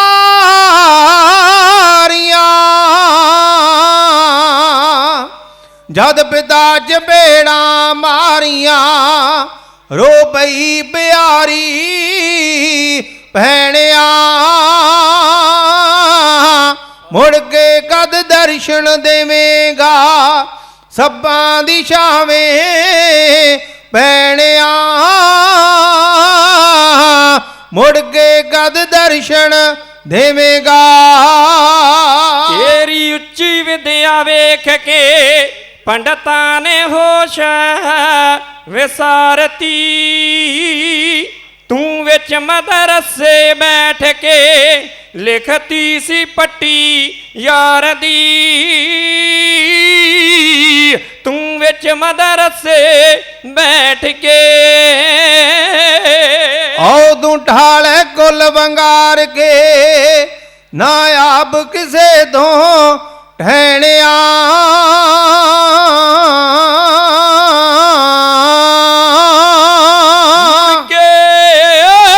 ਕਦ ਦਰਸ਼ਨ ਦੇਵੇਂਗਾ, ਸੱਪਾਂ ਦੀ ਛਾਵੇਂ ਪੈਣਿਆ। ਮੁੜ ਕੇ ਕਦ ਦਰਸ਼ਨ ਦੇਵੇਂਗਾ। ਛੱਡ ਮੱਛੀ ਵਾਂਗੂ ਤੜਫਦਾ, ਛੱਡ ਮੱਛੀ ਵਾਂਗੂ ਤੜਫਦਾ, ਤੁਰ ਚੱਲਿਆ ਰਾਏ ਬੁਲਾਰੇ ਨੂੰ। ਮਰ ਜਾਣਾ ਏਦਾਂ ਵਿਲਕਦਾ, ਮੁੜ ਕੇ ਵੀ ਲੈ ਲਈ ਸਾਰ ਨੂੰ। ਮਰ ਜਾਣਾ ਏਦਾਂ ਵਿਲਕਦਾ। ਹੁਣ ਮੇਰਾ ਘਰ ਜਰਨੈਲ ਤੇ ਸੱਜੇ ਦੀਆਂ ਸਿਫਤਾਂ ਕਹਿਣਿਆ। ਮੁੜ ਕੇ ਕਦ ਦਰਸ਼ਨ ਦੇਵੇਂਗਾ, ਸੱਪਾਂ ਦੀ ਛਾਵੇਂ ਪੈਣਿਆ। ਮੁੜ ਕੇ ਕਦ ਦਰਸ਼ਨ ਦੇਵੇਗਾ। ਇਤਿਹਾਸ ਕਹਿੰਦਾ ਗੁਰੂ ਨਾਨਕ ਪਾਤਸ਼ਾਹ ਮਹਾਰਾਜ ਰਾਏ ਬੁਲਾਰ ਇਤਿਆਦਿਕ ਹੋਰ ਸਿੱਖ ਸੰਗਤਾਂ ਨੂੰ ਧੀਰਜ ਦੇ ਕੇ ਤੁਰਵਾਸ ਦੇ ਕੇ ਆਪ ਚਾਲਾ ਪਾ ਕੇ ਰਾਏ ਭੋਏ ਦੀ ਤਲਵੰਡੀ ਵਿੱਚੋਂ ਸੁਲਤਾਨਪੁਰ ਲੋਧੀ ਦੀ ਧਰਤੀ ਤੇ ਆ ਗਏ, ਜਿੱਥੇ ਬੇਬੇ ਨਾਨਕੀ ਜੀ ਦਾ ਵਿਆਹ ਹੋਇਆ ਸੀ, ਜਿੱਥੇ ਉਹ ਵਸ ਰਹੇ ਸੀ ਭਾਈਆ ਜੈ ਰਾਮ ਜੀ ਨਾਲ। ਇਤਿਹਾਸਕਾਰ ਕਹਿੰਦੇ ਨੇ ਭੈਣੋ ਜਰਾ ਕਾਗਰ ਚਿੱਤ ਹੋ ਕੇ ਸਰਵਣ ਕਰਿਓ। ਇੰਨੀ ਦੂਰ ਤੋਂ ਚੱਲ ਕੇ ਗੁਰੂ ਨਾਨਕ ਪਾਤਸ਼ਾਹ ਮਹਾਰਾਜ ਜੇ ਸੁਲਤਾਨਪੁਰ ਲੋਧੀ ਦੀ ਧਰਤੀ ਤੇ ਆ ਕੇ ਵਸਦੇ ਨੇ, ਇੱਕ ਸੁਭਾਗ ਬਣਦਾ ਹੈ, ਇੱਕ ਵਸੀਲਾ ਬਣਦਾ ਹੈ। ਉਹ ਵਸੀਲਾ ਬਣਦਾ ਹੈ ਬੇਬੇ ਨਾਨਕੀ ਦਾ। ਉਹ ਇਸ ਧਰਤੀ ਤੇ ਆਏ, ਨਾਲ ਹੀ ਰੱਬ ਵੀਰ ਗੁਰੂ ਨਾਨਕ ਪਾਤਸ਼ਾਹ ਮਹਾਰਾਜ ਨੂੰ ਲੈ ਕੇ ਆਏ ਨੇ। ਸਿੱਖ ਸੰਗਤਾਂ ਬੈਠੇ ਹੋ, ਜਦੋਂ ਪੰਜਾਬ ਦੀ ਧਰਤੀ ਤੇ ਜਾਂਦੇ ਹੋ, ਸਾਡੇ ਇਹਨਾਂ ਸਥਾਨਾਂ ਦੇ ਦਰਸ਼ਨ ਜ਼ਰੂਰ ਕਰਕੇ ਆਇਆ ਕਰੋ। ਕੌਮ ਨੂੰ ਅੱਧੇ ਤੋਂ ਜ਼ਿਆਦਾ ਇਤਿਹਾਸ ਪੜ੍ਹਾਉਣ ਦੀ ਲੋੜ ਨਹੀਂ। ਉਹ ਅਸਥਾਨ ਜਿਸ ਸਥਾਨਾਂ ਤੇ ਗੁਰੂ ਸਾਹਿਬਾਨਾਂ ਨੇ ਚੋਜ ਵਰਤਾਏ ਹੋਣ, ਉਹ ਆਪਣਾ ਇਤਿਹਾਸ ਆਪਣੇ ਆਪ ਕੌਮ ਦੇ ਅੱਗੇ ਰੱਖਦੇ ਨੇ, ਦੁਨੀਆ ਦੇ ਅੱਗੇ ਰੱਖਦਿਆ ਕਰਦੇ ਨੇ। ਸੁਲਤਾਨਪੁਰ ਲੋਧੀ ਦੀ ਧਰਤੀ ਤੇ ਗੁਰਧਾਮ ਨੇ, ਜਿਵੇਂ ਉਸ ਧਰਤੀ ਉੱਤੇ ਗੁਰਦੁਆਰਾ ਬੇਰ ਸਾਹਿਬ ਹੈ। ਜਿਹੜੀਆਂ ਸੰਗਤਾਂ ਨੇ ਦਰਸ਼ਨ ਕੀਤਾ ਹੋਵੇਗਾ, ਪਿਛਲੇ 2019 ਦੇ ਅੰਦਰ ਕੌਮ ਨੇ 550 ਸਾਲਾ ਮਨਾਇਆ ਹੈ। ਆਪਾਂ ਅੱਜ ਗੁਰੂ ਨਾਨਕ ਪਾਤਸ਼ਾਹ ਮਹਾਰਾਜ ਜੀ ਦਾ 553ਵਾਂ ਪ੍ਰਕਾਸ਼ ਪੁਰਬ ਦਿਹਾੜਾ ਮਨਾ ਰਹੇ ਹਾਂ। ਗੁਰੂ ਨਾਨਕ ਪਾਤਸ਼ਾਹ ਮਹਾਰਾਜ 550 ਸਾਲੇ ਤੇ ਬੜੀਆਂ ਸੰਗਤਾਂ ਨੇ ਸੁਲਤਾਨਪੁਰ ਲੋਧੀ ਦੀ ਧਰਤੀ ਦੇ ਦਰਸ਼ਨ ਕੀਤੇ ਨੇ। ਉੱਥੇ ਬੜੀਆਂ ਰਹਿਮਤਾਂ, ਉੱਥੇ ਬੜੇ ਚੋਜ ਵਰਤਾਏ ਨੇ। ਵਿਦਵਾਨ ਕਹਿੰਦੇ ਨੇ ਸਾਡੇ ਵਾਸਤੇ ਜਿਹੜਾ ਉਹ ਇੱਕ ਮੁਕਾਮ, ਜਿਹੜਾ ਇੱਕ ਪਵਿੱਤਰ ਸਥਾਨ ਸੀ, ਨਨਕਾਣਾ ਸਾਹਿਬ ਦੀ ਪਾਵਨ ਪਵਿੱਤਰ ਧਰਤੀ, ਉਹ ਸਾਡੇ ਤੋਂ ਵਿਛੜ ਗਿਆ, ਦੂਸਰੇ ਦੇਸ਼ ਵਿੱਚ ਚਲੇ ਗਿਆ। ਅੱਜ ਸਾਡੇ ਵਾਸਤੇ ਇੱਕ ਨਨਕਾਣਾ ਸੁਲਤਾਨਪੁਰ ਲੋਧੀ ਦੀ ਧਰਤੀ ਵੀ ਹੈ, ਜਿੱਥੇ ਮੇਰੇ ਦਾਤਾ ਜੀ ਨੇ ਅਨੇਕਾਂ ਚੋਜ ਵਰਤਾਏ ਨੇ। ਇੰਨੇ ਕੁ ਚੋਜ ਵਰਤਾਏ ਜਿੱਥੇ ਗੁਰਬਾਣੀ ਦਾ ਆਗਮਨ ਹੁੰਦਾ ਹੈ, ਜਿੱਥੇ ਮੂਲ ਮੰਤਰ ਉਚਾਰਿਆ ਜਾਂਦਾ ਹੈ।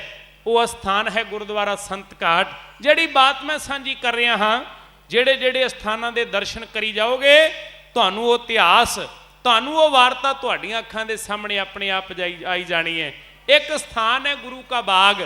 ਮੇਰੇ ਦਾਤਾ ਜੀ ਆਪਣੇ ਪਰਿਵਾਰ ਮਾਤਾ ਸੁਲੱਖਣੀ ਜੀ ਨਾਲ ਇਸ ਘਰ ਵਿੱਚ, ਇਸ ਸਥਾਨ ਵਿੱਚ ਰਿਹਾ ਕਰਦੇ ਸੀ। ਇੱਥੇ ਹੀ ਉਹਨਾਂ ਦੇ ਪੁੱਤਰ ਬਾਬਾ ਸ਼੍ਰੀ ਚੰਦ, ਬਾਬਾ ਲਖਮੀ ਦਾਸ, ਮੈਂ ਤੁਹਾਡੇ ਨਾਲ ਬਾਤ ਸਾਂਝੀ ਕਰ ਦੇਵਾਂ। ਗੁਰੂ ਨਾਨਕ ਪਾਤਸ਼ਾਹ ਮਹਾਰਾਜ ਆਪਣੇ ਵੱਡੇ ਭੈਣ ਬੇਬੇ ਨਾਨਕੀ ਦੇ ਘਰ ਵਿੱਚ ਪਹਿਲੇ ਦਿਨ ਆਏ ਸੀ। ਨੌਕਰੀ ਤੇ ਲੱਗ ਗਏ, ਮੋਦੀ ਖਾਨੇ ਦੇ ਇੰਚਾਰਜ ਬਣ ਗਏ। ਗੁਰੂ ਨਾਨਕ ਪਾਤਸ਼ਾਹ ਮਹਾਰਾਜ ਆਪਣੇ ਭੈਣ ਬੇਬੇ ਨਾਨਕੀ ਦੇ ਘਰ ਵਿੱਚ ਇੱਕ ਦਿਨ ਰਹੇ, 2 ਦਿਨ ਰਹੇ।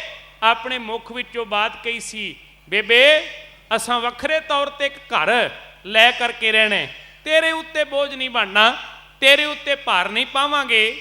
ਅਸੀਂ ਆਪਣੇ ਪਰਿਵਾਰ ਨੂੰ, ਨਾਲੇ ਸਾਡਾ ਇੱਕ ਉਮਰਾਂ ਦਾ ਸਾਥੀ ਹੈ ਭਾਈ ਮਰਦਾਨਾ, ਜਿੰਨਾ ਚਿਰ ਉਹ ਮੇਰਾ ਸਾਥੀ ਨਹੀਂ ਆ ਜਾਂਦਾ, ਉਹਨਾਂ ਚਿਰ ਰੱਬ ਦੀ ਕੀਰਤੀ ਨਾਲ ਜੁੜਿਆ ਨਹੀਂ ਜਾਣਾ। ਗੁਰੂ ਨਾਨਕ ਪਾਤਸ਼ਾਹ ਮਹਾਰਾਜ ਜੀ ਇਸ ਧਰਤੀ ਤੇ ਆਏ, ਆਪਣੇ ਉਮਰਾਂ ਦੇ ਸਾਥੀ ਨੂੰ ਵੀ ਬੁਲਾ ਲਿਆ ਕੁਝ ਸਮੇਂ ਬਾਅਦ ਸੁਲਤਾਨਪੁਰ ਲੋਧੀ ਦੀ ਧਰਤੀ ਤੇ। ਉਹ ਉਮਰਾਂ ਦਾ ਸਾਥੀ ਸੀ ਭਾਈ ਸਾਹਿਬ ਭਾਈ ਮਰਦਾਨਾ।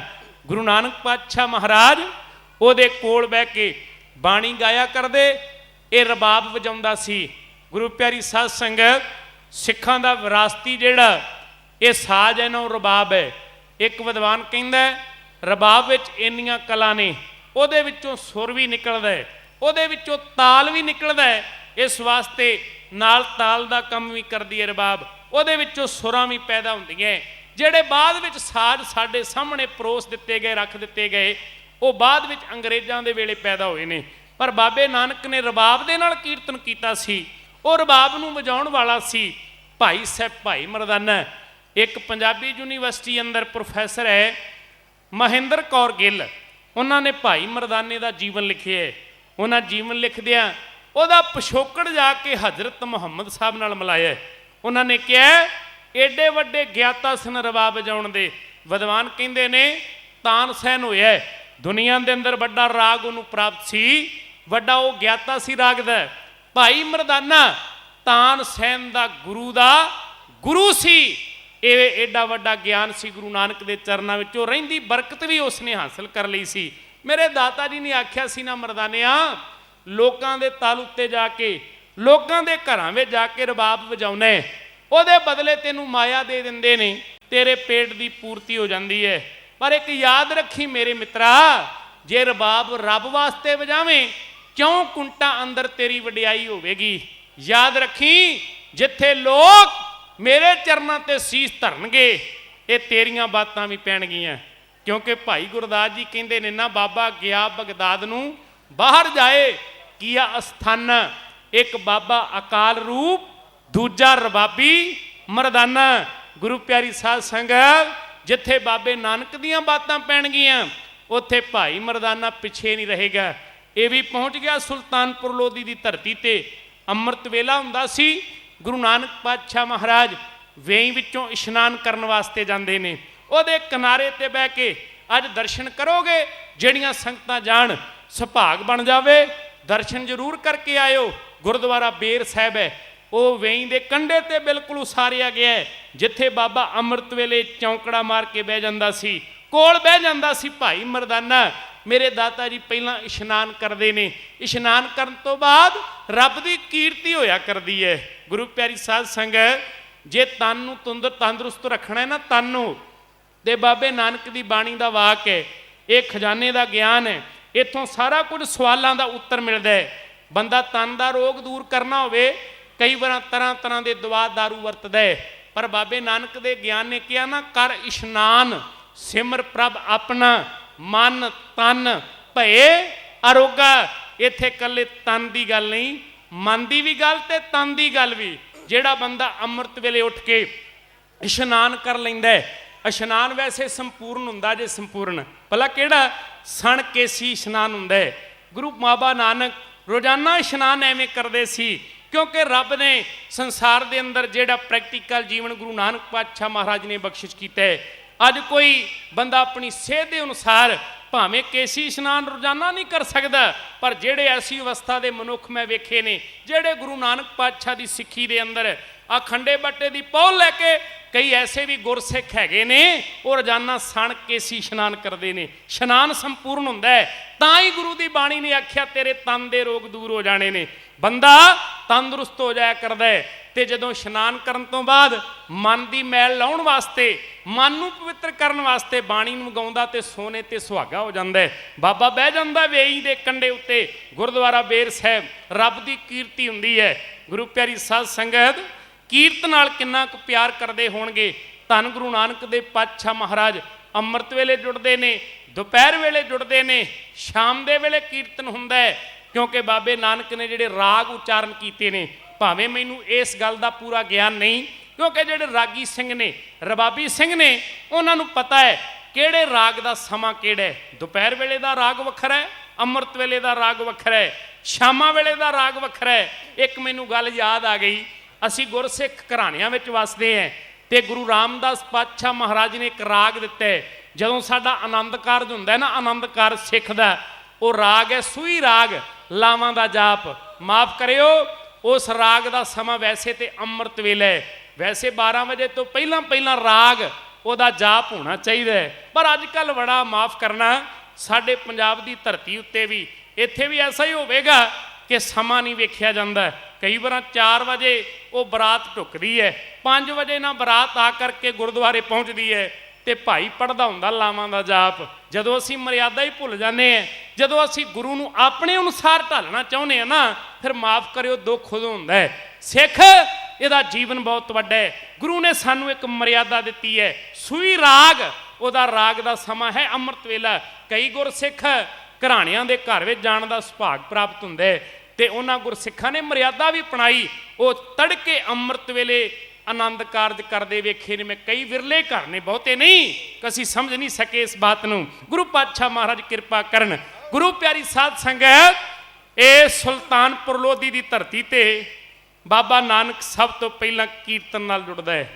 ਉਸ ਤੋਂ ਬਾਅਦ ਆਪਣੀ ਕਾਰ ਕਿਰਤ ਕਮਾਈ, ਉਹ ਹੈ ਹੱਥ ਵਿੱਚ ਤੱਕੜੀ ਫੜ ਕੇ ਮੋਦੀ ਖਾਨੇ ਵਿੱਚ ਬਹਿ ਜਾਣਾ।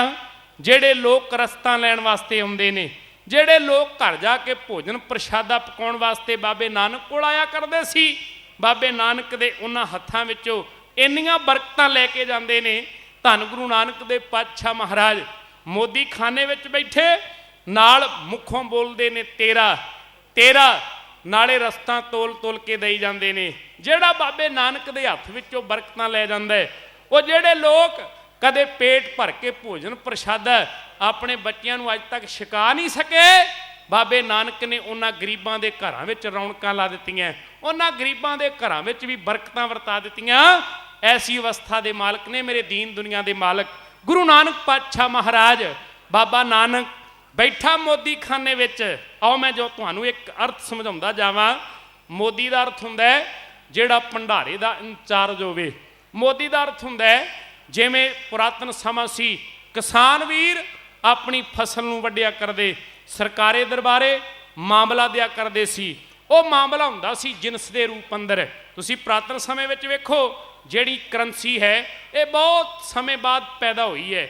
ਪਹਿਲਾਂ ਲੋਕ ਕੀ ਕਰਦੇ ਸੀ, ਆਪਣੇ ਘਰ ਵਿੱਚ ਪੈਦਾ ਹੋਏ ਦਾਣਿਆਂ ਨੂੰ ਲੈ ਕੇ ਜਾਣਾ, ਉਹਨੂੰ ਦੇ ਆਉਣਾ, ਉਹਦੇ ਬਦਲੇ ਕੋਈ ਰਸਤ ਲੈ ਕੇ ਆ ਜਾਣੀ। ਆ ਪੁਰਾਤਨ ਪਿੰਡਾਂ ਵਾਲਾ ਜੀਵਨ ਬਜ਼ੁਰਗਾਂ ਨੇ ਹੰਢਾਇਆ ਹੈ। ਜਦੋਂ ਪਿੰਡ ਵਿੱਚ ਕੋਈ ਹੋਕਾ ਦੇਣ ਵਾਲਾ, ਕੋਈ ਪਦਾਰਥ ਵੇਚਣ ਵਾਲਾ ਆਉਂਦਾ ਸੀ ਤੇ ਬੱਚੇ ਅਸੀਂ ਵੀ ਕਰਦੇ ਰਹੇ, ਆਪਣੇ ਘਰ ਵਿੱਚ ਆਉਣਾ, ਬੋਰੀ ਵਿੱਚੋਂ ਭਰ ਕੇ ਇੱਕ ਕੌਲਾ ਦਾਣਿਆਂ ਦਾ ਉਸ ਭਾਈ ਕੋਲ ਲੈ ਜਾਣਾ, ਉਹਦੇ ਬਦਲੇ ਉਹਨੇ ਪਦਾਰਥ ਕੋਈ ਮਿੱਠੀ ਚੀਜ਼ ਸਾਨੂੰ ਦੇ ਦੇਣੀ, ਅਸੀਂ ਖੁਸ਼ ਹੋ ਜਾਣਾ।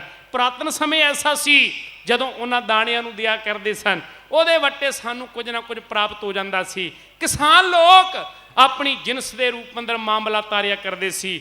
ਜਿਹੜੀ ਸੁਲਤਾਨਪੁਰ ਲੋਧੀ ਦੀ ਧਰਤੀ ਹੈ, ਇੱਥੇ ਇੱਕ ਸਰਕਾਰ ਚੱਲਦੀ ਸੀ ਨਵਾਬ ਦੌਲਤ ਖਾਨ ਦੀ, ਇਹਦੇ ਹੀ ਸਾਰੇ ਅੰਡਰ ਹੈ, ਇਹਦੀ ਹੀ ਦੇਖ ਰੇਖ ਦੇ ਅੰਦਰ ਇਹ ਧਰਤੀ ਦੀ ਸਰਕਾਰ ਚੱਲਦੀ ਹੈ। ਇੱਥੇ ਇੱਕ ਮੋਦੀ ਖਾਨੇ ਦਾ ਇੰਚਾਰਜ ਹੋਣਾ ਬੜਾ ਜ਼ਰੂਰੀ ਸੀ।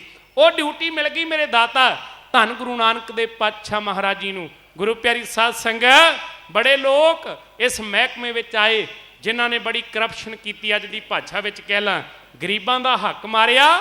ਪਰ ਜਦੋਂ ਅੱਜ ਦਾਤਾ ਨਿਰੰਕਾਰ ਆਣ ਕੇ ਆਪ ਇਸ ਡਿਊਟੀ ਉੱਤੇ ਬੈਠਾ ਹੈ, ਲੋਕਾਂ ਨੂੰ ਸਿਖਾ ਰਹੇ ਸਨ, ਮੇਰੇ ਦਾਤਾ ਜੇ ਹੱਥ ਵਿੱਚ ਸਿੱਖਾ ਤੱਕੜੀ ਫੜ ਕੇ ਤੋਲਣਾ ਵੀ ਪਵੇ ਤੇ ਮੈਂ ਤੈਨੂੰ ਸਿਖਾ ਕੇ ਜਾਣਾ ਹੈ ਕਿ ਤੋਲਣਾ ਕਿਵੇਂ ਹੈ। ਗੁਰੂ ਨਾਨਕ ਪਾਤਸ਼ਾਹ ਮਹਾਰਾਜ ਜੀ ਦੇ ਹੱਥਾਂ ਵਿੱਚੋਂ ਬਰਕਤਾਂ ਲੈਣ ਵਾਸਤੇ ਬੜੇ ਲੋਕ ਆਉਂਦੇ ਨੇ, ਗਰੀਬ ਪੇਟ ਭਰ ਕੇ ਖਾਂਦੇ ਨੇ। ਇਸ ਧਰਤੀ ਉੱਤੇ ਉਹਨਾਂ ਮੋੜਾਂ ਤੇ, ਉਹਨਾਂ ਸੱਥਾਂ ਵਿੱਚ, ਉਹਨਾਂ ਗਲੀਆਂ ਵਿੱਚ ਬਾਬੇ ਨਾਨਕ ਦੀਆਂ ਹੀ ਬਾਤਾਂ ਪੈਂਦੀਆਂ।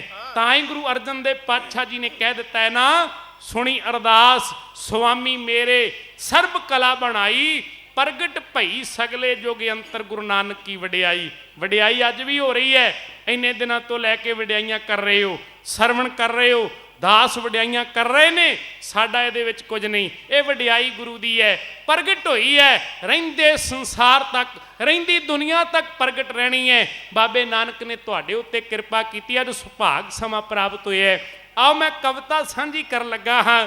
ਉਹ ਦੀਨ ਦੁਨੀਆ ਦਾ ਵਾਲੀ ਜਾਹਰ ਪੀਰ ਜਗਤ ਗੁਰ ਬਾਬਾ ਸੁਲਤਾਨਪੁਰ ਲੋਧੀ ਦੀ ਧਰਤੀ ਤੇ ਕਿਵੇਂ ਉਹਨਾਂ ਗਰੀਬਾਂ ਨੂੰ ਬਰਕਤਾਂ ਵੰਡ ਰਹੇ ਨੇ, ਨਾਲ ਨਾਲ ਰੱਬ ਦੀ ਇਬਾਦਤ, ਰੱਬ ਨਾਲ ਜੁੜਨ ਵਾਸਤੇ ਇੱਕ ਸੁਨੇਹਾ ਹੱਥ ਵਿੱਚ ਤੱਕੜੀ ਫੜ ਕੇ ਉਹ ਦੁਨੀਆ ਦੇ ਲੋਕੋ ਜਰਾ ਕਾਗਰ 'ਚ ਧੋ ਕੇ ਸਰਵਣ ਕਰਿਓ।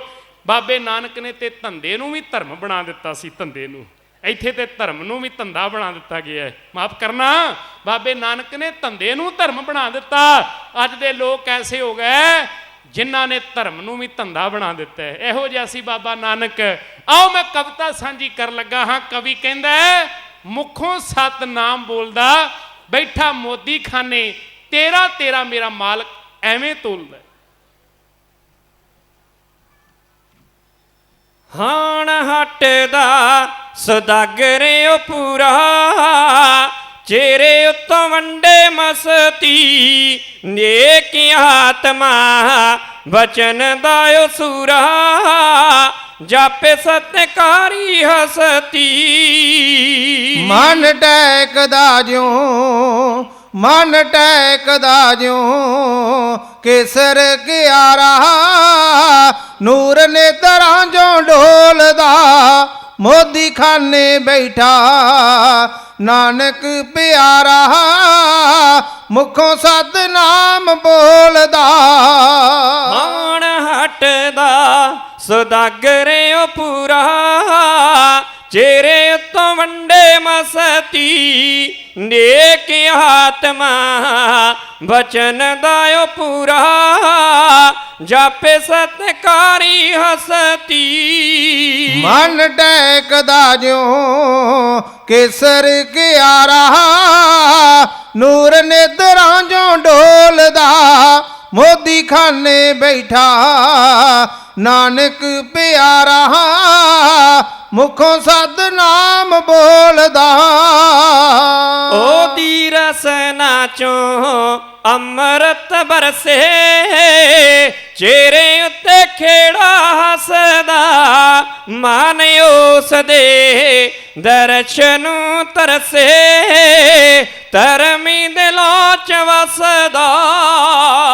ਹੋ ਮੋਦੀ ਖਾਨੇ ਵਿੱਚ ਬਣਿਆ ਨਜ਼ਾਰਾ ਈਓ,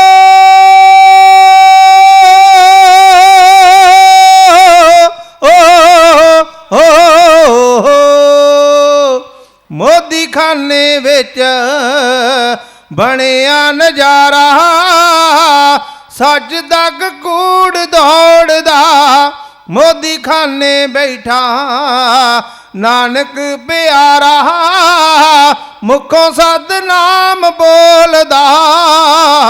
ਉੱਥੇ ਗਾਹਕਾਂ ਦਾ ਅੰਤ ਨਾ ਆਵੇ, ਝੁਕ ਕੇ ਖੜੇ ਪਿਆਰ ਚ ਸੌਦਾ ਲਵੇ ਜਿਹੜਾ, ਖੁਸ਼ ਹੋ ਜਾਵੇ ਪਿਆਰ ਪਾ ਕੇ ਦਿਲਦਾਰ ਚ।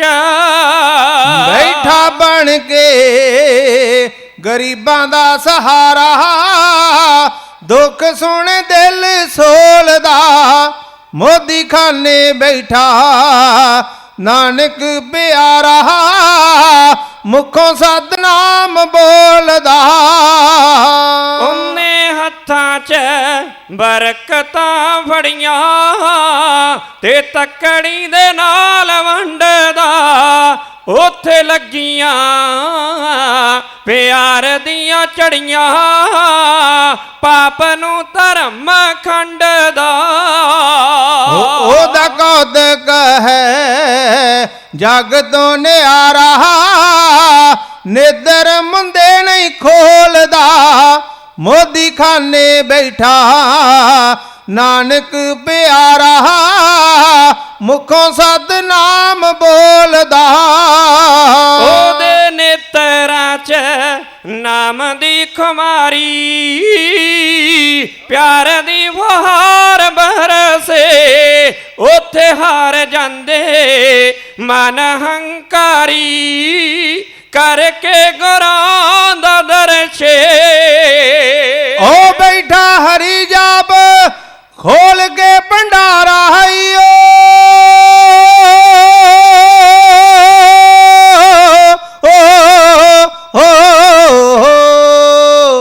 ਬੈਠਾ ਹਰੀ ਜਾਪ ਖੋਲ ਕੇ ਭੰਡਾਰਾ, ਦੁੱਧ ਚੋਂ ਮੱਖਣ ਰੋਲਦਾ, ਮੋਦੀ ਖਾਨੇ ਬੈਠਾ ਨਾਨਕ ਪਿਆਰਾ ਮੁਖੋਂ ਸਤਨਾਮ ਬੋਲਦਾ।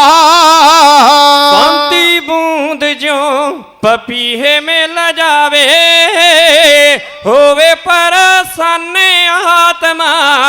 ਮੱਛੀ ਕੁਛ ਹੋਵੇ ਨੀਰ ਜਦ ਪਾਵੇ, ਜਿਵੇਂ ਮਿਲੇ ਪਰਮਾਤਮਾ। ਮਾਨ ਸੋਭਾ ਪਾਵੇ ਪ੍ਰਭੂ ਦਾ ਸਹਾਰਾ, ਮੁੱਲ ਨਹੀਂ ਕੋਈ ਅਨਮੋਲ ਦਾ। ਮੋਦੀ ਖਾਨੇ ਬੈਠਾ ਨਾਨਕ ਪਿਆਰਾ, ਮੁਖੋਂ ਸਤਨਾਮ ਬੋਲਦਾ। ਮਾਤ ਲੋਕ ਹੈ ਸਵਰਗ ਬਣਾਇਆ, ਨਾਨਕੀ ਦੇ ਛਿੰਦੇ ਵੀਰ ਨੇ। ਜਿਹੜਾ ਜਾਵੇ ਉੱਥੇ ਗੀਤ ਉਹਦੇ ਗਾਵੇ, ਜਾਰੇ ਉਹ ਜਗਤ ਪੀਰ ਨੇ। ਸਿਰ ਸੋਹੇ ਗੋਲ ਬੱਦਾ ਦਸਤਾਰਾ, ਮਾਲਾ ਨੂੰ ਜਦੋਂ ਡਡੋਲਦਾ। ਮੋਦੀ ਖਾਨੇ ਬੈਠਾ ਨਾਨਕ ਪਿਆਰਾ, ਮੁਖੋਂ ਸਤਨਾਮ ਬੋਲਦਾ। ਗੁਰੂ ਨਾਨਕ ਪਾਤਸ਼ਾਹ ਮਹਾਰਾਜ ਉਹਨਾਂ ਦੇ ਕੋਲ ਕੋਈ ਰਸਤ ਲੈਣ ਵਾਸਤੇ ਆਇਆ ਕਰਦਾ ਸੀ ਨਾ, ਸਭ ਤੋਂ ਪਹਿਲਾਂ ਮੁੱਖ ਵਿੱਚੋਂ ਬੋਲਦੇ ਨੇ ਤੇਰਾ। ਤੇਰਾ ਦਾ ਅਰਥ ਹੈ ਕਿ ਸੰਸਾਰ ਦੀਆਂ ਵਸਤੂਆਂ ਰੱਬ ਨੇ ਪੈਦਾ ਕੀਤੀਆਂ, ਇਹ ਸਾਰਾ ਕੁਝ ਤੇਰਾ ਹੈ ਮਾਲਕਾ। ਫਿਰ ਜਦੋਂ ਤੋਲਣ ਵਾਲੇ ਦੇ ਹੱਥ ਵਿੱਚ ਤਰਾਜੂ ਪਕੜੀ ਜਾਂਦੀ ਹੈ, ਉਹਨੂੰ ਤੋਲਣ ਲੱਗਿਆਂ ਬੇਈਮਾਨੀ ਕਿਉਂ ਕਰੇ? ਇਹ ਗੁਰੂ ਨਾਨਕ ਪਾਤਸ਼ਾਹ ਜੀ ਸੰਸਾਰ ਨੂੰ ਸਿਧਾਂਤ ਬਖਸ਼ਿਸ਼ ਕਰਕੇ ਗਏ ਨੇ। ਮੈਂ ਵਾਰਤਾ ਪੜ੍ਹ ਰਿਹਾ ਸੀ, ਬਾਬੇ ਨਾਨਕ ਨੇ ਜਿਹੜੇ ਚੋਜ ਇਸ ਧਰਤੀ ਤੇ ਵਰਤਾਏ, ਬੜੇ ਲੋਕ ਉਹਨਾਂ ਦੇ ਚਰਨਾਂ ਦੇ ਭੌਰੇ ਬਣ ਗਏ। ਜਦੋਂ ਸੁਲਤਾਨਪੁਰ ਲੋਧੀ ਦੀ ਧਰਤੀ ਤੇ ਜਾਓਗੇ, ਇੱਕ ਰਸਤਾ ਪਕੜੋਗੇ, ਸ਼ਾਹਕੋਟ ਨੂੰ ਜਾਂਦਿਆਂ ਇੱਕ ਨਗਰ ਪੈਂਦਾ ਮਲਸੀਆਂ। ਉੱਥੋਂ ਦਾ ਇੱਕ ਨੰਬਰਦਾਰ ਸੀ, ਉਹਦਾ ਨਾਮ ਹੈ ਭਾਈ ਭਗੀਰਥ। ਨੰਬਰਦਾਰ ਕਾਲੀ ਮਾਤਾ ਦਾ ਵੀ ਭਗਤ ਸੀ, ਇਤਿਹਾਸ ਕਹਿੰਦਾ ਆਗੂ ਸੀ, ਧਾਰਮਿਕ ਰੁਚੀ ਰੱਖਦਾ, ਧਾਰਮਿਕ ਬਿਰਤੀ ਰੱਖਿਆ ਕਰਦਾ ਸੀ। ਵੱਡਾ ਘਰਾਣਾ, ਆਪਣੇ ਸਾਥੀ ਨੂੰ ਨਾਲ ਲੈ ਕੇ ਰਸਤਾ ਲੈਣ ਵਾਸਤੇ ਆਇਆ। ਬਾਬੇ ਨਾਨਕ ਦੇ ਦਰਸ਼ਨ ਪਾ ਲਏ, ਚਰਨਾਂ ਦਾ ਭੌਰਾ ਬਣ ਗਿਆ। ਵਿਚਾਰ ਹੋਈ, ਗੁਰੂ ਨਾਨਕ ਪਾਤਸ਼ਾਹ ਮਹਾਰਾਜ ਦੀਆਂ ਵਿਚਾਰਾਂ ਬੜੀਆਂ ਸੋਹਣੀਆਂ ਲੱਗੀਆਂ। ਆਪਣੇ ਹਿਰਦੇ ਅੰਦਰ ਭਾਵਨਾ ਬਣਾਈ, ਇਸ ਗੁਰੂ ਦਾ ਹੋ ਜਾਵਾਂ। ਸਿੱਖੀ ਦੀ ਦਾਤ ਬਖਸ਼ਿਸ਼ ਕਰ ਦਿੱਤੀ ਗੁਰੂ ਨਾਨਕ ਪਾਤਸ਼ਾਹ ਮਹਾਰਾਜ ਨੇ। ਇੱਕ ਵਾਰਤਾ ਹੁੰਦੀ ਹੈ ਨਾ, ਇਸ ਪ੍ਰਸੰਗ ਦੇ ਰਾਹੀਂ ਇੱਕ ਸਾਖੀ ਜਿਹਦਾ ਸਰਲੇਖ ਰੱਖਿਆ ਜਾਂਦਾ ਹੈ ਕਿ ਦੀਵੇ ਤੋਂ ਦੀਵਾ ਕਿਵੇਂ ਜਗਦਾ ਹੈ।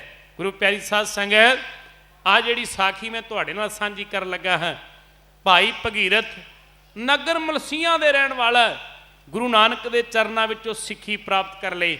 ਜਿੰਨਾ ਚਿਰ ਦਰਸ਼ਨ ਨਹੀਂ ਨਾ ਕਰ ਲੈਂਦਾ ਮੇਰੇ ਦਾਤਾ ਜੀ ਦੇ, ਉਹਨਾਂ ਚਿਰ ਦੁਨੀਆ ਦਾ ਕੋਈ ਕਾਜ ਇਹਨੂੰ ਚੰਗਾ ਨਹੀਂ ਲੱਗਦਾ। ਰੋਜ਼ਾਨਾ ਆਇਆ ਕਰਦਾ ਸੀ, ਸੰਗਤ ਕਰਿਆ ਕਰਦਾ ਸੀ ਬਾਬੇ ਨਾਨਕ ਦੀ। ਇੱਕ ਦਿਨ ਗੁਰੂ ਨਾਨਕ ਪਾਤਸ਼ਾਹ ਮਹਾਰਾਜ ਦੇ ਕੋਲ ਇੱਕ ਗਰੀਬ ਬ੍ਰਾਹਮਣ ਆ ਕੇ ਕਹਿੰਦਾ, ਦਾਤਿਆ ਮੇਰੀ ਧੀ ਦਾ ਵਿਆਹ ਹੋਣ ਵਾਲਾ ਹੈ, ਬੜੀਆਂ ਰਸਤਾਂ ਚਾਹੀਦੀਆਂ ਨੇ, ਬੜੀ ਮਾਇਆ ਦੀ ਲੋੜ ਹੈ, ਕਿਰਪਾ ਕਰੋ, ਤੁਹਾਡੇ ਦਰ ਵਿੱਚ ਕਿਰਪਾ ਰਹਿਮਤ ਹੈ, ਤੁਹਾਡੇ ਚਰਨਾਂ ਵਿੱਚ ਅਨੇਕਾਂ ਬਰਕਤਾਂ ਵਸਦੀਆਂ। ਬਾਬੇ ਨਾਨਕ ਨੇ ਆਖਿਆ, ਬ੍ਰਾਹਮਣ ਜੀ ਜੋ ਕੁਝ ਵੀ ਚਾਹੀਦਾ ਉਹਦੀ ਇੱਕ ਲਿਸਟ ਤਿਆਰ ਕਰ ਦਿਓ, ਉਹ ਲਿਖ ਦਿਓ ਇੱਕ ਕਾਗਜ਼ ਉੱਤੇ, ਅਸੀਂ ਤੁਹਾਡੇ ਸਾਹਮਣੇ ਹਾਜ਼ਰ ਕਰ ਦਿਆਂਗੇ। ਭਾਈ ਭਗੀਰਥ ਕੋਲ ਬੈਠਾ ਹੈ। ਗੁਰੂ ਨਾਨਕ ਪਾਤਸ਼ਾਹ ਮਹਾਰਾਜ ਜੀ ਕਹਿੰਦੇ, ਭਗੀਰਥ ਜੀ ਕੁਝ ਕੁ ਵਸਤੂਆਂ ਇਸ ਧਰਤੀ ਤੋਂ ਮਿਲ ਜਾਣਗੀਆਂ, ਪਰ ਕੁਝ ਵਸਤੂਆਂ ਲਿਆਉਣੀਆਂ ਪੈਣੀਆਂ ਲਾਹੌਰ ਦੀ ਧਰਤੀ ਤੋਂ। ਲਾਹੌਰ ਦੀ ਧਰਤੀ ਐਸੀ ਸੀ, ਉੱਥੇ ਤਾਤਾਰ ਖਾਂ ਜਿਹੜਾ ਨਵਾਬ ਦੌਲਤ ਖਾਂ ਦਾ ਸਕਾ ਪਿਓ ਲੱਗਦਾ ਸੀ, ਉਹ ਉੱਥੋਂ ਦਾ ਗਵਰਨਰ ਸੀ, ਗਵਰਨਰ ਸੂਬੇਦਾਰ ਸੀ। ਇਸ ਕਰਕੇ ਲਾਹੌਰ ਤੇ ਸੁਲਤਾਨਪੁਰ ਲੋਧੀ ਦੀ ਧਰਤੀ ਦਾ ਬੜਾ ਗੂੜਾ ਸੰਬੰਧ ਹੈ।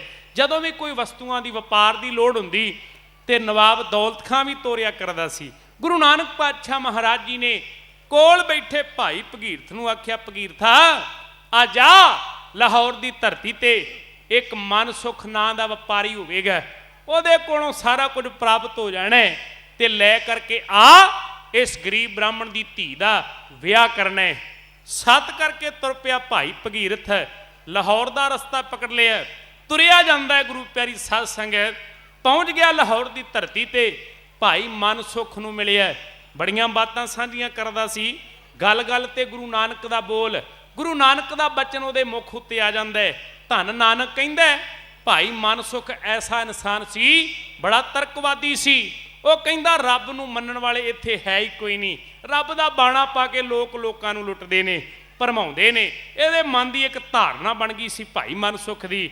ਜਦੋਂ ਇਹਨੇ ਵੇਖਿਆ ਗੱਲ ਗੱਲ ਤੇ ਭਾਈ ਭਗੀਰਥ ਬਾਤ ਕਰਦਾ ਇੱਕ ਫਕੀਰ ਦੀ, ਗੱਲ ਕਰਦਾ ਗੁਰੂ ਨਾਨਕ ਦੀ, ਤੇ ਨਾਲੇ ਕਹਿੰਦਾ ਉਹ ਭਾਈ ਮਨ ਸੁਖਾ ਜਰਾ ਦੇਰੀ ਨਾ ਕਰ ਦੇਵੀਂ, ਰਸਤਾ ਨੂੰ ਪੈਕ ਕਰ ਦੇ, ਰਸਤਾ ਨੂੰ ਜੋੜ ਦੇ, ਮੈਂ ਜਲਦੀ ਜਾ ਕੇ ਆਪਣੇ ਰੱਬ ਦੇ ਵੀ ਦਰਸ਼ਨ ਕਰਨੇ ਨੇ, ਜਲਦੀ ਜਾ ਕੇ ਮੈਂ ਗੁਰੂ ਨਾਨਕ ਦੇ ਚਰਨਾਂ ਵਿੱਚ ਵੀ ਡਿੱਗਣਾ। ਜਿੰਨਾ ਚਿਰ ਦਰਸ਼ਨ ਨਾ ਕਰ ਲਵਾਂ ਮੈਨੂੰ ਦੁਨੀਆ ਚੰਗੀ ਨਹੀਂ ਲੱਗਦੀ। ਭਾਈ ਮਨ ਸੁਖ ਕਹਿੰਦਾ ਉਹ ਭਲੇ ਪੁਰਖਾ, ਕਿਹੜਾ ਹੈ ਰੱਬ ਇਸ ਧਰਤੀ ਉੱਤੇ ਜਿਹਨੂੰ ਵੇਖੇ ਤੋਂ ਬਿਨਾਂ ਤੂੰ ਰਹਿ ਨਹੀਂ ਸਕਦਾ?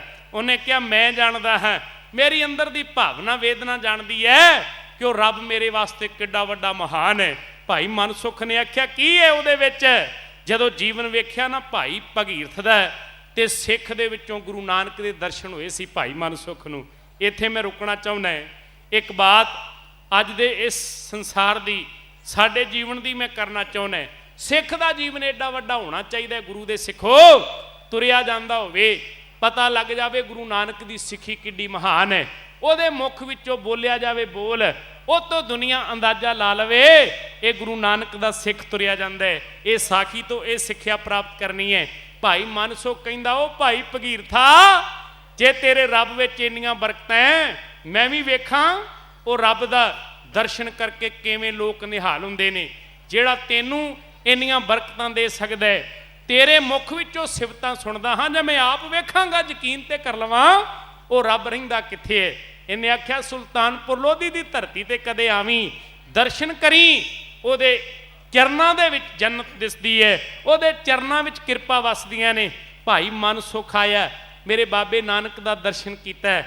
ਗੁਰਬਾਣੀ ਦਾ ਵਾਕ ਹੈ, ਜਿਸ ਮਿਲੈ ਮਨ ਹੋਏ ਆਨੰਦ ਸੋ ਸਤਿਗੁਰ ਕਹੀਐ। ਜਿਹੜਾ ਗੁਰੂ ਹੋਵੇ ਉਹਨੂੰ ਮਿਲਣ ਦੇ ਨਾਲ ਮਨ ਵਿੱਚ ਆਨੰਦ ਪੈਦਾ ਹੋ ਜਾਵੇ। ਗੁਰੂ ਦੀ ਬਾਣੀ ਕਹਿੰਦੀ ਆਨੰਦ ਭਿਆ ਮੇਰੀ ਮਾਏ ਸਤਿਗੁਰੂ ਮੈਂ ਪਾਇਆ। ਜਦੋਂ ਮੈਨੂੰ ਗੁਰੂ ਮਿਲ ਗਿਆ, ਜਦੋਂ ਰੱਬ ਮਿਲ ਗਿਆ, ਉਦੋਂ ਆਨੰਦ ਪੈਦਾ ਹੁੰਦਾ ਹੈ। ਇੱਥੇ ਪੜ੍ਹਦੇ ਹੋ, ਆਨੰਦ ਸ਼ਬਦ ਦਾ ਕੋਈ ਵਿਪਰੀਤ ਸ਼ਬਦ ਨਹੀਂ ਹੈਗਾ, ਵਿਰੋਧੀ ਸ਼ਬਦ ਨਹੀਂ ਹੈਗਾ। ਹਰ ਸ਼ਬਦ ਹੈ, ਜਿਵੇਂ ਰਾਤ ਹੈ ਉਹਦਾ ਸ਼ਬਦ ਵਿਰੋਧੀ ਹੈ ਦਿਨ ਹੈ, ਜਿਵੇਂ ਉੱਪਰ ਹੈ ਥੱਲੇ ਹੈ, ਇਵੇਂ ਹੀ ਆਨੰਦ ਸ਼ਬਦ ਦਾ ਕੋਈ ਵਿਪਰੀਤ ਸ਼ਬਦ ਨਹੀਂ ਹੈਗਾ, ਵਿਰੋਧੀ। ਜੇ ਆਨੰਦ ਹੈ ਉਹ ਤੋਂ ਅੱਗੇ ਕੁਝ ਨਹੀਂ ਜੀ ਹੈਗਾ। ਤੇ ਆਨੰਦ ਸਾਹਿਬ ਦੀ ਬਾਣੀ ਪੜ੍ਹਦੇ ਹੋ, ਉਹ ਉਦੋਂ ਪਤਾ ਲੱਗਣਾ ਜਦੋਂ ਸਿੱਖ ਐਸੀ ਅਵਸਥਾ ਦਾ ਮਾਲਕ ਬਣ ਜਾਵੇਗਾ। ਭਾਈ ਮਨ ਸੁਖ ਨੇ ਗੁਰੂ ਦੇ ਚਰਨਾਂ ਦੇ ਦਰਸ਼ਨ ਕੀਤੇ, ਭੌਰਾ ਬਣ ਗਿਆ। ਮੇਰੇ ਦਾਤੇ ਨੇ ਇਸ ਧਰਤੀ ਤੇ ਕੁਝ ਸਮਾਂ ਰਹਿ ਕੇ ਭਾਈ ਮਨ ਸੁਖ ਨੇ ਸਿੱਖੀ ਕਮਾਈ। ਧੰਨ ਗੁਰੂ ਨਾਨਕ ਪਾਤਸ਼ਾਹ ਮਹਾਰਾਜ ਕਹਿੰਦੇ ਮਨ ਸੁਖਾ ਜਾ ਜਾ ਕੇ ਕਿਰਤ ਕਰ, ਕਮਾਈ ਕਰ। ਵਪਾਰ ਕਰਨ ਦਾ ਇਹਦਾ ਧੰਦਾ ਸੀ, ਇਹ ਕਿਰਤ ਕਰਦਾ ਤੇ ਕਈ ਵਾਰ ਇਹਨੂੰ ਮੌਕਾ ਮਿਲ ਜਾਂਦਾ ਸੰਗਲਾ ਦੀਪ ਦੀ ਧਰਤੀ ਤੇ ਜਾਣ ਦਾ। ਉੱਥੇ ਰਾਜਾ ਸ਼ਿਵਨਾਭ ਉੱਥੇ ਵਸਦਾ, ਜਿਹੜਾ ਕਹਿੰਦਾ ਸੀ ਦੁਨੀਆ ਅੰਦਰ ਕੋਈ ਫਕੀਰ ਨਹੀਂ, ਬੜੀਆਂ ਪਰਖਾਂ ਕਰਦਾ ਸੀ ਲੋਕਾਂ ਦੀਆਂ। ਇਹਨੇ ਭਾਈ ਮਨ ਸੁਖ ਨੂੰ ਵੇਖਿਆ। ਭਾਈ ਮਨ ਸੁਖ ਦੇ ਵਿੱਚੋਂ ਬਾਬੇ ਨਾਨਕ ਦੇ ਦਰਸ਼ਨ ਕਰ ਲੈ, ਸਿੱਖੀ ਦੇ ਦਰਸ਼ਨ ਕਰ ਲੈ। ਜਿਹੜਾ ਸਰਲੇਖ ਮੈਂ ਤੁਹਾਨੂੰ ਕਹਿ ਕੇ ਤੁਰਿਆ ਹਾਂ, ਦੀਵੇ ਤੋਂ ਦੀਵਾ ਕਿਵੇਂ ਜਗਦਾ ਹੈ। ਭਾਈ ਭਗੀਰਥ ਨੂੰ ਵੇਖ ਕੇ ਭਾਈ ਮਨ ਸੁਖ ਸਿੱਖ ਬਣਦਾ ਹੈ। ਭਾਈ ਮਨ ਸੁਖ ਨੂੰ ਵੇਖ ਕੇ ਸੰਗਲਾ ਦੀਪ ਦਾ ਰਾਜਾ ਸ਼ਿਵਨਾਭ ਸਿੱਖ ਬਣਦਾ ਹੈ। ਉਹ ਕਦੇ ਬਾਬੇ ਨਾਨਕ ਨੂੰ ਯਾਦ ਕਰਦਾ ਸੀ ਕਿ ਮੈਂ ਵੇਖਾਂ ਤੇ ਸਹੀ ਬਾਬੇ ਨਾਨਕ ਦੇ ਵਿੱਚ ਇੰਨੀਆਂ ਬਰਕਤਾਂ, ਮੈਨੂੰ ਆਣ ਕੇ ਦਰਸ਼ਨ ਦੇਣ।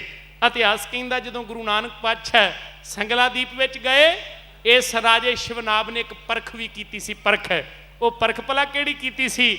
ਇਹਨੇ ਆਖਿਆ ਵੇਖਾਂ ਤੇ ਸਹੀ ਬੜੇ ਲੋਕ ਬਾਬੇ ਨਾਨਕ ਦੀਆਂ ਵਡਿਆਈਆਂ ਕਰਦੇ ਨੇ, ਬੜੇ ਲੋਕ ਬਾਬੇ ਨਾਨਕ ਦੇ ਚਰਨਾਂ ਤੇ ਝੁਕਦੇ ਨੇ, ਬਾਬਾ ਪੂਰਾ ਹੈ ਕਿ ਨਹੀਂ? ਇਹਨੇ ਕੁਝ ਔਰਤਾਂ, ਕੁਝ ਬੇਟੀਆਂ, ਕੁਝ ਲੜਕੀਆਂ ਨੂੰ ਤਿਆਰ ਕਰਕੇ ਬਾਬੇ ਨਾਨਕ ਦੇ ਸਾਹਮਣੇ ਭੇਜ ਦਿੱਤਾ, ਜਿਨ੍ਹਾਂ ਨੇ ਬਸਤਰ ਵੀ ਪੂਰੇ ਨਹੀਂ ਸੀ ਪਾਏ। ਵੇਖਣਾ ਚਾਹੁੰਦਾ ਸੀ ਬਾਬੇ ਨਾਨਕ ਦਾ ਮਨ ਕਿਤੇ ਪਿਘਲਦਾ ਨਹੀਂ। ਇਹਨਾਂ ਦੀ ਵਡਿਆਈ ਬੜੀ ਸੁਣੀ ਹੈ। ਯਾਦ ਰੱਖਿਓ, ਗੁਰੂ ਨਾਨਕ ਦੇ ਚਰਨਾਂ ਵਿੱਚ ਉਹ ਜਾ ਕਰਕੇ ਲੜਕੀਆਂ ਖੜ ਗਈਆਂ। ਬਾਬੇ ਨਾਨਕ ਨੇ ਨੇੜੇ ਹੋ ਕੇ ਉਹਨਾਂ ਦੇ ਸਿਰ ਤੇ ਪਿਆਰ ਦੇ ਕੇ ਆਖਿਆ, ਗਾਛੋ ਪੁੱਤਰੀ ਰਾਜਕੁਮਾਰ ਉਹ ਮੇਰੀਓ ਧੀਓ, ਇਹ ਬਦਨ, ਇਹ ਸਰੀਰ ਇਹਨਾਂ ਰਾਜਿਆਂ ਦੇ ਮਹਿਲਾਂ ਵਿੱਚ ਨੱਚਣ ਵਾਸਤੇ ਨਹੀਂ, ਇਹ ਤੇ ਰੱਬ ਦੀ ਵਡਿਆਈ ਕਰਨ ਵਾਸਤੇ ਹੈ, ਉਹਦਾ ਸ਼ੁਕਰਾਨਾ ਕਰਨ ਵਾਸਤੇ ਹੈ। ਇਤਿਹਾਸ ਕਹਿੰਦਾ ਉਹ ਧੀਆਂ ਨੇ ਚਰਨਾਂ ਤੇ ਸੀਸ ਧਰ ਕੇ ਦੌੜ ਕੇ ਰਾਜੇ ਸ਼ਿਵਨਾਭ ਨੂੰ ਆਖਿਆ ਸੀ, ਰਾਜਨਾ ਯਾਦ ਰੱਖੀ ਆਪਣੇ ਮਹੱਲਾਂ ਵਿੱਚ ਕਦੇ ਸਾਨੂੰ ਨੱਚਣ ਵਾਸਤੇ ਨਾ ਬੁਲਾਈ, ਜੇ ਬੁਲਾਉਣਾ ਹੋਇਆ ਗੁਰੂ ਦੀ ਸੰਗਤ ਹੋਵੇ, ਉਹ ਬਾਬੇ ਨਾਨਕ ਦੀਆਂ ਵਡਿਆਈਆਂ ਹੁੰਦੀਆਂ ਹੁਣ ਤੇ ਬੁਲਾ ਲਵੀਂ ਲੱਖ ਵਾਰ। ਉਹ ਇਹ ਸੀ ਬਾਬੇ ਨਾਨਕ ਦਾ ਜੀਵਨ। ਜਿਹੜੇ ਲੋਕ ਕਹਿੰਦੇ ਸੀ ਪੂਰਨਮਾਸ਼ੀ ਦਾ ਜਨ ਬਣ ਕੇ ਗੁਰੂ ਨਾਨਕ ਜਗ ਤੇ ਆਇਆ, ਕੂੜਕ ਸਦ ਦਾ ਕੋਡ ਹਨੇਰਾ, ਤੇ ਜਿਸ ਨੇ ਆਨ ਉਡਾਇਆ, ਭੁੱਲ ਗਈ ਸੀ ਰਸਤਾ ਦੁਨੀਆ, ਤੇ ਰਸਤਾ ਆਣ ਵਖਾਇਆ, ਵੇਖੀ ਉਹਦੀ ਵਡਿਆਈ ਦਾਈ, ਤੇ ਸਭ ਨੇ ਸੀਸਾ ਝੁਕਾਇਆ।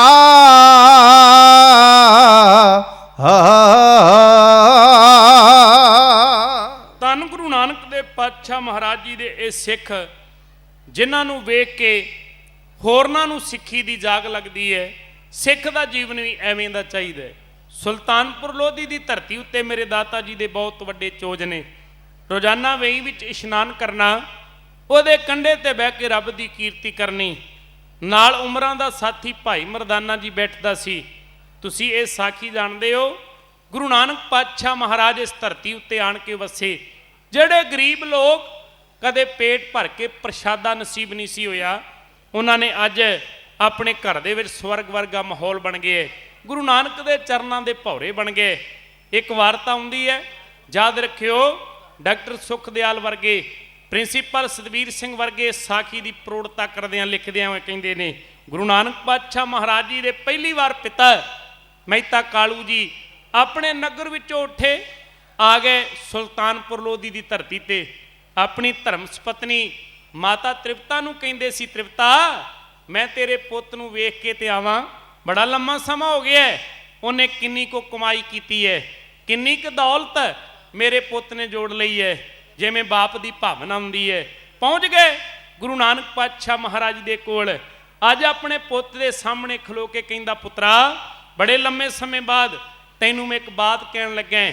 ਭਾਵੇਂ ਧਨ ਦੌਲਤ ਦੀ ਕੋਈ ਕਮੀ ਨਹੀਂ, ਸਾਰਾ ਕੁਝ ਤੇਰਾ ਹੀ ਹੈ, ਪਰ ਤੇਰੀ ਮਾਤਾ ਤ੍ਰਿਪਤਾ ਦੀ ਭਾਵਨਾ ਹੈ, ਜਿਹੜਾ ਕੁਝ ਤੂੰ ਕਮਾ ਕੇ ਉਹਦੇ ਹੱਥਾਂ ਉੱਤੇ ਰੱਖ, ਉਹਦੇ ਨਾਲ ਤੈਨੂੰ ਮੈਂ ਪ੍ਰਸ਼ਾਦਾ ਤਿਆਰ ਕਰਕੇ ਦੇਵਾਂ, ਇੱਕ ਭਾਵਨਾ ਬਣਾ ਕੇ। ਇਤਿਹਾਸ ਕਹਿੰਦਾ ਧੰਨ ਗੁਰੂ ਨਾਨਕ ਪਾਤਸ਼ਾਹ ਮਹਾਰਾਜ ਜੀ ਕਹਿੰਦੇ ਧਨ ਦੌਲਤ ਬੜੀ ਕਮਾਈ ਹੈ। ਮੇਰੇ ਦਾਤਾ ਜੀ ਦੇ ਪਿਤਾ ਜੀ ਇੱਕ ਵਾਰ ਇਹ ਆਪਣੇ ਪੁੱਤ ਦੇ ਮੁਖ ਵੱਲ ਵੇਖਦੇ ਖੁਸ਼ ਹੋ ਕੇ ਕਹਿੰਦੇ, ਪੁੱਤਰਾ ਉਹ ਮਾਇਆ ਰੱਖੀ ਕਿੱਥੇ ਹੈ? ਗੁਰੂ ਨਾਨਕ ਪਾਤਸ਼ਾਹ ਮਹਾਰਾਜ ਜੀ ਕਹਿੰਦੇ ਇੰਨੀ ਕੁ ਦੌਲਤ ਕਮਾਈ ਹੈ, ਰਹਿੰਦੀ ਦੁਨੀਆ ਤੱਕ ਮੁੱਕਣੀ ਨਹੀਂ। ਇਤਿਹਾਸ ਕਹਿੰਦਾ ਪਿਤਾ ਜਲਦੀ ਨਾਲ ਸਵਾਲ ਕਰਦੇ ਨੇ, ਉਹ ਦੌਲਤ ਨਵਾਬ ਦੌਲਤ ਖਾਂ ਦੇ ਕੋਲ ਹੈ ਜਾਂ ਤੁਹਾਡੇ ਭੈਣ ਬੇਬੇ ਨਾਨਕੀ ਦੇ ਕੋਲ ਹੈ? ਇਹਨੇ ਆਖਿਆ, ਨਹੀਂ ਦਾਤਿਆ, ਇਹ ਮੇਰੇ ਪਿਤਾ ਜੀ ਉਹ ਦੌਲਤ ਗਰੀਬਾਂ ਦੇ ਕੋਲ ਹੈ। ਧੰਨ ਗੁਰੂ ਨਾਨਕ ਪਾਤਸ਼ਾਹ ਮਹਾਰਾਜ ਉਹਨਾਂ ਦੀ ਬਾਤ ਪਿਤਾ ਸਮਝ ਨਾ ਸਕੇ, ਨਾਲ ਲੈ ਤੁਰੇ। ਜਿੱਧਰ ਵਾਲੇ ਪਾਸੇ ਉਹ ਲੋਕ ਵਸਦੇ ਸੀ, ਜਿੱਧਰ ਵਾਲੇ ਪਾਸੇ ਉਹ ਇਲਾਕਾ ਸੀ ਜਿੱਥੇ ਗਰੀਬ ਲੋਕ ਤੇ ਜਿਹਨੂੰ ਦਰਕਾਰਿਆ ਜਾਂਦਾ ਸੀ, ਉਹਨਾਂ ਤੋਂ ਪਹਿਲਾਂ ਗੁਰੂ ਨਾਨਕ ਪਾਤਸ਼ਾਹ ਮਹਾਰਾਜ ਜੀ ਤੁਰੇ ਜਾ ਰਹੇ ਨੇ। ਨਾਲ ਉਹਨਾਂ ਦੇ ਪਿਤਾ ਮਹਿਤਾ ਕਾਲੂ ਜੀ ਤੁਰਦੇ ਜਾ ਰਹੇ ਨੇ। ਜਿਹੜੇ ਜਿਹੜੇ ਪ੍ਰਾਣੀਆਂ ਨੂੰ, ਜਿਹੜੇ ਜਿਹੜੇ ਲੋਕਾਂ ਨੂੰ ਪਤਾ ਲੱਗਦਾ ਗਿਆ ਕਿ ਗੁਰੂ ਨਾਨਕ ਦਾ ਪਿਤਾ ਮਹਿਤਾ ਕਾਲੂ ਜੀ ਅੱਜ ਆਏ ਨੇ, ਉਹ ਅੱਗੇ ਹੋ ਕਰਕੇ ਨਾਲੇ ਤੇ ਪਿਤਾ ਦੇ ਚਰਨਾਂ ਤੇ ਸੀਸ ਧਰ ਦਿੰਦੇ ਨੇ, ਨਾਲੇ ਗੁਰੂ ਨਾਨਕ ਦੇ ਚਰਨਾਂ ਤੇ ਸੀਸ ਧਰ ਦਿੰਦੇ ਨੇ। ਤੇ ਬਾਬੇ ਨਾਨਕ ਨੂੰ ਕਹਿੰਦੇ, ਦਾਤਿਆ ਵੇਖੀ ਕਿਤੇ ਛੱਡ ਕੇ ਨਾ ਤੁਰ ਜਾਵੀਂ, ਤੇਰੇ ਨਾਲ ਹੀ ਬਰਕਤਾਂ ਵਸਦੀਆਂ, ਤੇਰੇ ਚਰਨਾਂ ਦੇ ਨਾਲੇ ਇਲਾਕਾ ਵਸਦਾ ਹੈ। ਨਾਲੇ ਪਿਤਾ ਦੇ ਕੋਲ ਖਲੋ ਕੇ ਕਹਿੰਦੇ, ਤੁਹਾਡਾ ਪੁੱਤਰ ਧੰਨ ਹੈ, ਤੁਹਾਡੇ ਪੁੱਤਰ ਦੇ ਆਉਣ ਨਾਲ ਸਾਡੇ ਹਿਰਦੇ ਵਿੱਚ ਬਰਕਤਾਂ ਨੇ, ਸਾਡੇ ਘਰ ਵਿੱਚ ਬਰਕਤਾਂ ਨੇ। ਅੱਜ ਪਹਿਲੀ ਵਾਰਾਂ ਵਿਦਵਾਨ ਜਨ ਕਹਿੰਦੇ, ਇਤਿਹਾਸਕਾਰ ਕਹਿੰਦੇ ਨੇ, ਪਿਤਾ ਨੇ ਕੋਲ ਖਲੋ ਕੇ ਆਪਣੀ ਗਲਵੱਕੜੀ ਵਿੱਚ ਲੈ ਕੇ ਆਪਣੇ ਪੁੱਤਰ ਨੂੰ ਆਖਿਆ, ਪੁੱਤਰ ਨਾਨਕਾ, ਜਿਹੜੀ ਦੌਲਤ ਵਾਕਿਆ ਹੀ ਤੂੰ ਕਮਾ ਕੇ ਚੱਲਿਆ, ਦੁਨੀਆ ਦਾ ਕੋਈ ਪੁੱਤਰ ਨਹੀਂ ਕਮਾ ਸਕਦਾ। ਪਹਿਲੀ ਵਾਰ ਸ਼ਾਬਾਸ਼ ਦਿੰਦਿਆਂ ਆਪਣੇ ਪੁੱਤ ਨੂੰ ਛਾਤੀ ਨਾਲ ਲਾ ਲਿਆ। ਧੰਨ ਗੁਰੂ ਨਾਨਕ ਪਾਤਸ਼ਾਹ ਮਹਾਰਾਜ ਦੀ ਕਮਾਈ ਕਦੇ ਨਹੀਂ ਮੁੱਕਣੀ। ਤੁਸੀਂ ਖਾਂਦੇ ਹੋ, ਅਸੀਂ ਖਾਂਦੇ ਹਾਂ, ਇਹ ਭੰਡਾਰੇ ਗੁਰੂ ਨਾਨਕ ਪਾਤਸ਼ਾਹ ਮਹਾਰਾਜ ਜੀ ਦੇ ਨੇ। ਲੰਗਰ ਦੇ ਰੂਪ ਵਿੱਚ ਕਹਿ ਲਓ, ਘਰ ਵਿੱਚ ਪੱਕਦਾ ਲੰਗਰ ਉਹ ਵੀ ਗੁਰੂ ਦਾ ਹੀ ਹੈ, ਉਹ ਵੀ ਬਰਕਤਾਂ ਗੁਰੂ ਨਾਨਕ ਦੇ ਘਰ ਦੀਆਂ। ਮੈਂ ਹਰ ਵਕਤ ਜਦੋਂ ਇਸ ਪੰਜਾਬ ਤੋਂ ਬਾਹਰ ਆ ਕੇ ਜਾਂ ਵਿਦੇਸ਼ਾਂ ਵਿੱਚ ਜਾ ਕੇ ਸਟੇਜ ਤੇ ਹਾਜ਼ਰੀ ਭਰਦਾ ਹੁੰਦਾ ਤੇ ਅਕਸਰ ਮੇਰੇ ਸਾਹਮਣੇ ਬੜੀ ਇੱਕ ਭਾਵਨਾ, ਬੜੀ ਇੱਕ ਅੰਦਰ ਇੱਕ ਬਾਤ ਘੁੰਮਦੀ ਹੈ ਕਿ ਦੁਨੀਆ ਦਾ ਕੋਈ ਵੀ ਕੋਨਾ ਹੋਵੇ ਜਿੱਥੇ ਜਾ ਕੇ ਸਿੱਖ ਵਸਿਆ, ਉੱਥੇ ਬਰਕਤਾਂ ਵੀ ਬਾਬੇ ਨਾਨਕ ਦੀਆਂ ਨਾਲ ਨਾਲ ਤੁਰੀਆਂ ਜਾਂਦੀਆਂ। ਅੱਜ ਇਸ ਧਰਤੀ ਉੱਤੇ ਤੁਹਾਡੇ ਭਾਦਾ ਤੇ ਪ੍ਰਦੇਸੀਆ ਜਦੋਂ ਆੜ ਕੇ ਵਸੇ ਸੀ ਤੇ ਵੱਡੇ ਵੱਡੇ ਕਾਰੋਬਾਰੀ ਸਿੱਖ ਨੇ, ਵੱਡੀਆਂ ਵੱਡੀਆਂ ਬਰਕਤਾਂ ਨੇ। ਇਹ ਯਾਦ ਰੱਖਿਓ, ਮਤਾ ਭੁਲੇਖੇ 'ਚ ਪਿਓ ਕਿ ਤੁਹਾਡੀ ਕਮਾਈ ਹੈ, ਇਹ ਤੁਹਾਡੀ ਮਿਹਨਤ ਹੈ, ਬਰਕਤ ਬਾਬੇ ਨਾਨਕ ਦੀ ਹੈ। ਤੁਸੀਂ ਆਏ ਨਾਲ ਇਸ ਗੁਰੂ ਨੂੰ ਲੈ ਕੇ ਆਏ, ਨਾਲ ਗੁਰੂ ਦੇ ਚਰਨਾਂ ਤੇ ਝੁਕੇ। ਉਹ ਸਿੱਖਾ ਜਦੋਂ ਆਪਣੀ ਕਮਾਈ ਵਿੱਚੋਂ ਹਿੱਸਾ ਕੱਢ ਕੇ ਗੁਰਪੁਰਬ ਦਿਹਾੜੇ ਮਨਾਉਣਾ, ਜਦੋਂ ਗੁਰੂ ਦੀਆਂ ਬਾਤਾਂ ਪਾਉਣਾ ਤੇ ਗੁਰੂ ਤੈਨੂੰ ਦੁੱਗਣਾ ਕਰਕੇ ਦਿੰਦਾ, ਦੁੱਗਣਾ। ਇਹ ਗੁਰੂ ਦੀ ਬਰਕਤ ਹੈ। ਕਦੇ ਗੁਰੂ ਨੂੰ ਦਿੱਤਾ ਹੋਇਆ ਦਾਨ ਅਜਾਇਆ ਨਹੀਂ ਜੇ ਜਾਂਦਾ। ਮਾਨਵਤਾ ਵਾਸਤੇ ਵਰਤਿਆ ਹੋਇਆ ਜਿਹੜਾ ਧਨ ਦੌਲਤ ਹੈ ਕਦੇ ਅਜਾਇਆ ਨਹੀਂ ਜਾਇਆ ਕਰਦਾ। ਗੁਰੂ ਤੁਹਾਨੂੰ ਚੌਗਣਾ ਕਰਕੇ ਦਿੰਦਾ ਹੈ, ਗੁਰੂ ਤੁਹਾਨੂੰ ਪਜੌਗਣਾ ਕਰਕੇ ਦਿੰਦਾ ਹੈ। ਯਾਦ ਰੱਖਿਆ ਕਰੋ, ਸਦਾ ਤੁਹਾਡੇ ਹਿਰਦੇ 'ਚ ਬਾਬੇ ਨਾਨਕ ਦੀ ਬਰਕਤ ਵਸਣੀ ਚਾਹੀਦੀ ਹੈ, ਉਹਦੀ ਵਡਿਆਈ ਵਸਣੀ ਚਾਹੀਦੀ ਹੈ। ਆਓ ਮੈਂ ਕਵਿਤਾ ਸਾਂਝੀ ਕਰਨ ਲੱਗਾ ਹਾਂ। ਇਸ ਇਲਾਕੇ ਵਿੱਚ ਰਹਿੰਦੇ ਗਰੀਬ ਲੋਕ, ਸੱਥਾਂ ਵਿੱਚ ਖਲੋਤੇ ਲੋਕ ਬਾਬੇ ਨਾਨਕ ਦੀਆਂ ਵਡਿਆਈਆਂ ਕਰਦੇ ਹੋਏ ਕੰਨ ਜੋੜ ਕੇ, ਮੂੰਹ ਜੋੜ ਕੇ ਬਾਤਾਂ ਕਰਦੇ ਨੇ। ਜਿਹੜਾ ਮੋਦੀ ਖਾਨੇ ਵਿੱਚ ਨਵਾਂ ਇੰਚਾਰਜ ਲਾਇਆ, ਉਹਦੇ ਆਉਣ ਨਾਲ ਨਿਰੰਕਾਰ ਪਾਤਸ਼ਾਹ ਤਰੁੱਠਿਆ, ਬਰਕਤਾਂ ਵਸਦੀਆਂ। ਆਓ ਜਿਵੇਂ ਸੱਥਾਂ ਵਿੱਚ ਬੈਠੇ ਲੋਕ ਬਾਬੇ ਨਾਨਕ ਦੀ ਕਮਾਈ ਦੀ ਬਾਤ ਪਾ ਰਹੇ ਨੇ, ਉਸ ਵੇਲੇ ਦੇ ਹਾਲਾਤ, ਉਸ ਵੇਲੇ ਦੇ ਸੀਨ ਐਉਂ ਸਨ। ਸੱਥ ਦੇ ਵਿੱਚ ਜੁੜ ਬੈਠੇ ਇੱਕ ਦਿਨ ਲੋਕਾਂ ਗੱਲ ਚਲਾਈ ਸੀ, ਸਤਿਗੁਰ ਨਾਨਕ ਦੀ ਕੀਤੀ ਹਰ ਬੰਦੇ ਵਡਿਆਈ ਸੀ, ਸਤਿਗੁਰ ਨਾਨਕ ਦੀ ਕੀਤੀ ਹਰ ਬੰਦੇ ਵਡਿਆਈ। ਲੱਗਦਾ ਸੁਲਤਾਨਪੁਰੇ ਜਿਵੇਂ ਰੂਪ ਖੁਦਾ ਦਾ ਆਇਆ, ਹੁਣ ਮੋਦੀ ਖਾਨੇ ਤੇ ਮੋਦੀ ਨਵਾਂ ਖਾਨ ਨੇ ਲਾਇਆ, ਹੁਣ ਮੋਦੀ ਖਾਨੇ ਤੇ ਮੋਦੀ ਨਵਾਂ ਖਾਨ ਨੇ ਲਾਇਆ। ਜਦ ਸੌਦਾ ਤੋਲੇ ਤਾਂ ਉਹ ਵੀ ਬੜੇ ਪਿਆਰ ਨਾਲ ਤੋਲੇ, ਜਦ ਵੀ ਕੁਝ ਬੋਲੇ ਤਾਂ ਮਿੱਠਾ ਬਚਨ ਜ਼ੁਬਾਨੋਂ ਬੋਲੇ, ਜਦ ਵੀ ਕੁਝ ਬੋਲੇ ਤਾਂ ਮਿੱਠਾ ਬਚਨ ਜ਼ੁਬਾਨੋਂ ਬੋਲੇ। ਸਾਰਾ ਜਗ ਖੁਸ਼ੀ ਦਿਸੇ ਜਦ ਦਾ ਹਟ ਦੇ ਉੱਪਰ ਬਿਠਾਇਆ, ਹੁਣ ਮੋਦੀ ਖਾਨੇ ਦੇ ਮੋਦੀ ਨਵਾਂ ਖਾਨ ਨੇ ਲਾਇਆ ਹੈ, ਮੋਦੀ ਖਾਨੇ ਤੇ ਮੋਦੀ ਨਵਾਂ ਖਾਨ ਨੇ ਲਾਇਆ। ਓਏ ਪਹਿਲਾਂ ਵਾਂਗੂ ਤਾਂ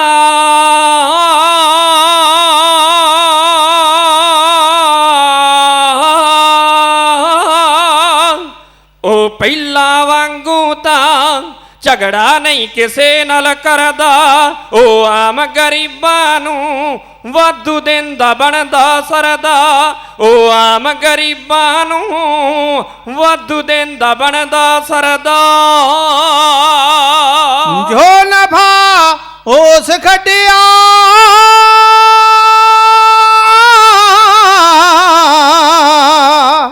ਜੋ ਨਫਾ ਉਸ ਖੱਟਿਆ, ਸਾਰਾ ਲੋਕਾਂ ਵਿੱਚ ਵਰਦਾਇਆ, ਹੁਣ ਮੋਦੀ ਖਾਨੇ ਦੇ ਮੋਦੀ ਨਵਾਂ ਖਾਨ ਨੇ ਲਾਇਆ, ਹੁਣ ਮੋਦੀ ਖਾਨੇ ਤੇ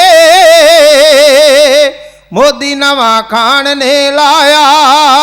ਓ ਵੀਰ ਨਾਨਕੀ ਦਾ ਪੈਂਦਾ ਨਹੀਂ ਕਿਸੇ ਨਾਲ ਕਾਲਾ, ਓ ਰੂਪ ਰਾਮ ਦਾ ਹੈ ਡਿੱਠਾ ਨੇਕ ਸੁਭਾਅ ਦਾ ਬਾਲਾ, ਓ ਰੂਪ ਰਾਮ ਦਾ ਹੈ ਡਿੱਠਾ ਨੇਕ ਸੁਭਾਅ ਦਾ ਬਾਲਾ।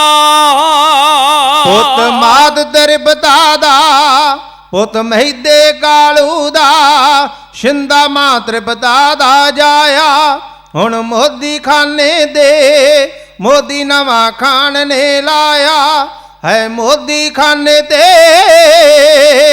ਮੋਦੀ ਨਵਾਂ ਖਾਨ ਨੇ ਲਾਇਆ ਉਹ ਤੇਰਾ ਤੇਰਾ ਦੀ ਓ ਤੇਰਾ ਤੇਰਾ ਦੀ ਉਹ ਤੇਰਾ ਤੇਰਾ ਦੀ ਹਰਦਮ ਰੱਟ ਲਗਾਈ ਜਾਵੇ ਕੁਝ ਚੁਗਲਖੋਰ ਕਹਿੰਦੇ ਉਹ ਤਾਂ ਹੱਟ ਲੁਟਾਈ ਜਾਵੇ ਕੁਝ ਚੁਗਲਖੋਰ ਕਹਿੰਦੇ ਉਹ ਤਾਂ ਹੱਟ ਲੁਟਾਈ ਜਾਵੇ ਦੇਖਣ ਨੂੰ ਲੱਗਦਾ ਹੈ ਉਹ ਤਾਂ ਦੁਖੀਆਂ ਦਾ ਹਮਸਾਇਆ ਹੈ ਮੋਦੀ ਖਾਨੇ ਦੇ ਮੋਦੀ ਨਵਾਂ ਖਾਨ ਨੇ ਲਾਇਆ ਹੈ ਮੋਦੀ ਖਾਨੇ ਤੇ ਮੋਦੀ ਨਵਾਂ ਖਾਨ ਨੇ ਲਾਇਆ ਉਹਦੇ ਹਾਵ ਭਾਵ ਦੱਸਦੇ ਕਿ ਕੋਈ ਵਲੀ ਔਲੀਆ ਜਾਪੇ ਤਾਰਨ ਲਈ ਦੁਨੀਆ ਦੇ ਆ ਗਿਆ ਜਿਵੇਂ ਖੁਦਾ ਵੰਦੇ ਆਪੇ ਤਾਰਨ ਲਈ ਦੁਨੀਆ ਦੇ ਆ ਗਿਆ ਜਿਵੇਂ ਖੁਦਾ ਵੰਦੇ ਆਪੇ ਚਰਨਾਂ ਦੀ ਦਾਸੀ ਹੈ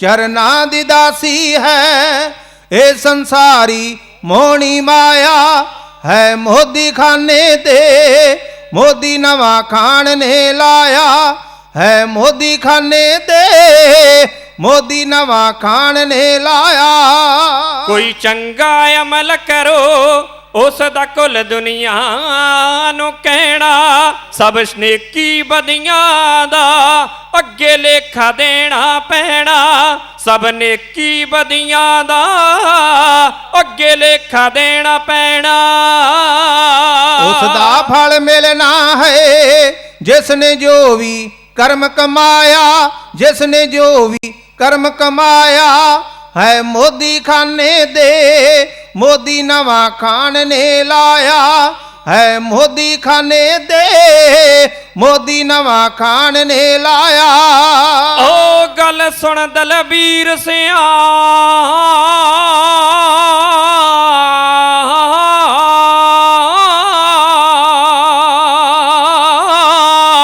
ਗੱਲ ਸੁਣ ਦਲਬੀਰ ਸਿਆ ਮਨ ਲੈ ਗੁਰੂ ਨਾਨਕ ਦਾ ਕਹਿਣਾ ਸਭ ਗਲਤ ਵਿਖਾਵੇ ਨੇ ਹੈ ਸ਼ੁਭ ਅਮਲ ਬੰਦੇ ਦਾ ਗਹਿਣਾ ਸਭ ਗਲਤ ਵਿਖਾਵੇ ਨੇ ਹੈ ਸ਼ੁਭ ਅਮਲ ਬੰਦੇ ਦਾ ਗਹਿਣਾ ਤਾਂ ਸਤ ਓੰਕਾਰੇ ਸੰਗ ਉਸ ਦਾ ਜਸ ਦਵਿੰਦਰ ਗਾਇਆ ਹੈ ਮੋਦੀ ਖਾਨੇ ਦੇ ਮੋਦੀ ਨਵਾਂ ਖਾਨ ਨੇ ਲਾਇਆ ਹੁਣ ਮੋਦੀ ਖਾਨੇ ਤੇ ਮੋਦੀ ਨਵਾਂ ਖਾਨ ਨੇ ਲਾਇਆ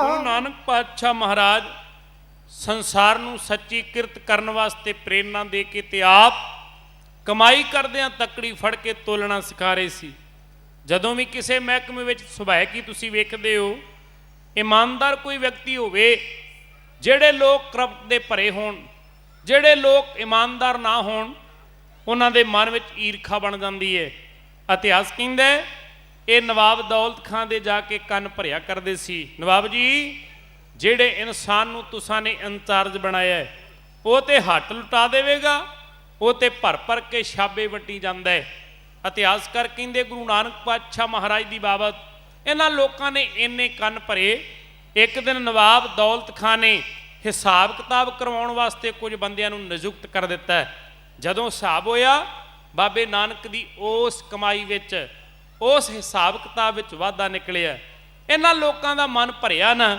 ਇਹਨਾਂ ਦੂਸਰੀ ਵਾਰਾਂ ਫੇਰ ਸ਼ਿਕਾਇਤ ਕੀਤੀ ਦੂਸਰੀ ਵਾਰਾਂ ਵੀ ਉਸੇ ਤਰ੍ਹਾਂ ਹੋਇਆ ਇਤਿਹਾਸਕਾਰ ਕਹਿੰਦੇ ਨੇ ਗਿਆਨੀ ਸੰਤੋਖ ਸਿੰਘ ਚੂੜਾਮਣੀ ਜਿਨ੍ਹਾਂ ਨੇ ਸੂਰਜ ਪ੍ਰਕਾਸ਼ ਗ੍ਰੰਥ ਲਿਖਿਆ ਉਹ ਕਹਿੰਦੇ ਗੁਰੂ ਨਾਨਕ ਪਾਤਸ਼ਾਹ ਮਹਾਰਾਜ ਜਿਨ੍ਹਾਂ ਦੀ ਬਾਬਤ ਤੀਸਰੀ ਵਾਰਾਂ ਸ਼ਿਕਾਇਤ ਲਾਈ ਹਿਸਾਬ ਕਿਤਾਬ ਹੋਇਆ ਤੇ ਹੁਣ ਕਿੰਨੇ ਰੁਪਏ ਵੱਧ ਗਏ ਕੋਈ 760 ਰੁਪਏ ਅੱਜ ਦੀ ਇਹ ਰਕਮ ਤੁਹਾਨੂੰ ਬੜੀ ਥੋੜੀ ਲੱਗਦੀ ਹੋਵੇਗੀ ਪਰ ਯਾਦ ਕਰਿਓ ਇਹ ਕਰੋੜਾਂ ਰੁਪਏ ਸੀ ਅੱਜ ਦੇ ਜਿਹੜੇ ਬਾਬੇ ਨਾਨਕ ਦੀ ਕਮਾਈ ਵਿੱਚ ਵਾਧਾ ਹੋਇਆ ਗੁਰੂ ਨਾਨਕ ਪਾਤਸ਼ਾਹ ਮਹਾਰਾਜ ਨੂੰ ਨਵਾਬ ਦੌਲਤ ਖਾਂ ਦੇਣ ਲੱਗਾ ਮੇਰੇ ਦਾਤੇ ਨੇ ਆਖਿਆ ਕਮਾਈ ਗਰੀਬਾਂ ਵਿੱਚ ਵੰਡ ਦੇ। ਇਹ ਕਮਾਈ ਉਹਨਾਂ ਲੋਕਾਂ ਨੂੰ ਦੇ ਦੇ ਜਿਹੜੇ ਸੰਸਾਰ ਦੇ ਅੰਦਰ ਕਦੇ ਪੇਟ ਭਰ ਕੇ ਭੋਜਨ ਛਕਿਆ ਨਹੀਂ। ਇਹ ਬਾਬੇ ਨਾਨਕ ਦੀ ਵਡਿਆਈ ਹੈ।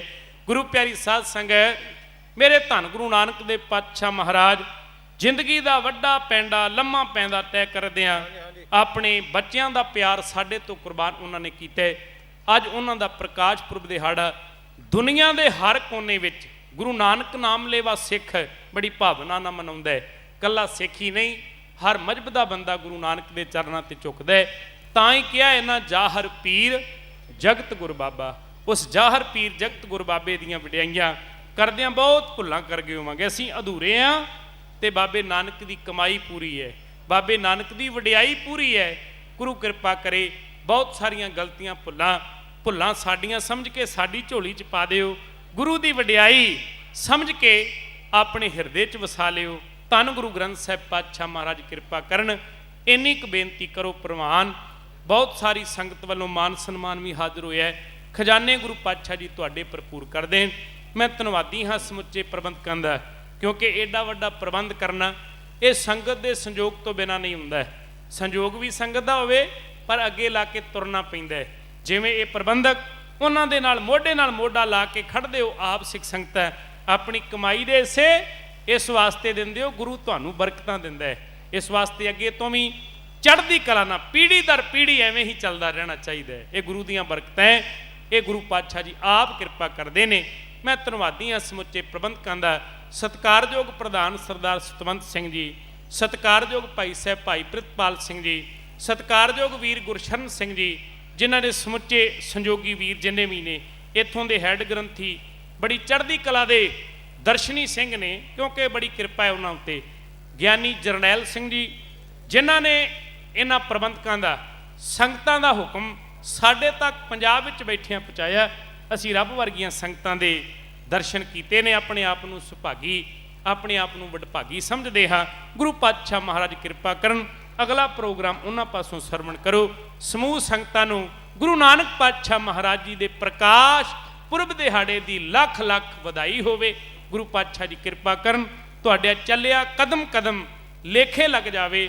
ਕਮਾਈ ਵਡਿਆਈ ਕੀਤੀ ਹੋਈ ਗੁਰੂ ਪਾਤਸ਼ਾਹ ਜੀ ਘਾਲਣਾ ਸੇਵਾ ਥਾਂ ਪਾ ਦੇਣ। ਇਹ ਅਰਦਾਸ ਹੈ ਗੁਰੂ ਦੇ ਚਰਨਾਂ ਵਿੱਚ। ਦਾਸ ਗੁਰਜੀਤ ਸਿੰਘ ਪੱਠਲ, ਜ਼ਿਲ੍ਹਾ ਤਰਨਤਾਰਨ। ਵੀਰ ਦਵਿੰਦਰ ਸਿੰਘ ਸੁਲਤਾਨਵਿੰਡ, ਸ੍ਰੀ ਅੰਮ੍ਰਿਤਸਰ ਸਾਹਿਬ। ਵੀਰ ਗੁਰਜੀਤ ਸਿੰਘ ਮੇਰਾ ਹੀ ਸਰਨਾਮੀ ਹੈ। ਨਗਰ ਹੈ ਤੱਲੇ, ਨੇੜੇ ਲੋਪੋ ਕੇ ਜਗਾਵਾਂ, ਜ਼ਿਲ੍ਹਾ ਅੰਮ੍ਰਿਤਸਰ ਸਾਹਿਬ। ਅਸੀਸ ਦਿਓ, ਪਿਆਰ ਅਸੀਸ ਤੁਹਾਡੀ ਫਤਿਹ ਵਿੱਚੋਂ ਪ੍ਰਵਾਨ ਹੋਣੀ ਹੈ। ਕਹਿ ਦਿਓ ਵਾਹਿਗੁਰੂ ਜੀ ਕਾ ਖਾਲਸਾ, ਵਾਹਿਗੁਰੂ ਜੀ ਕੀ ਫਤਿਹ।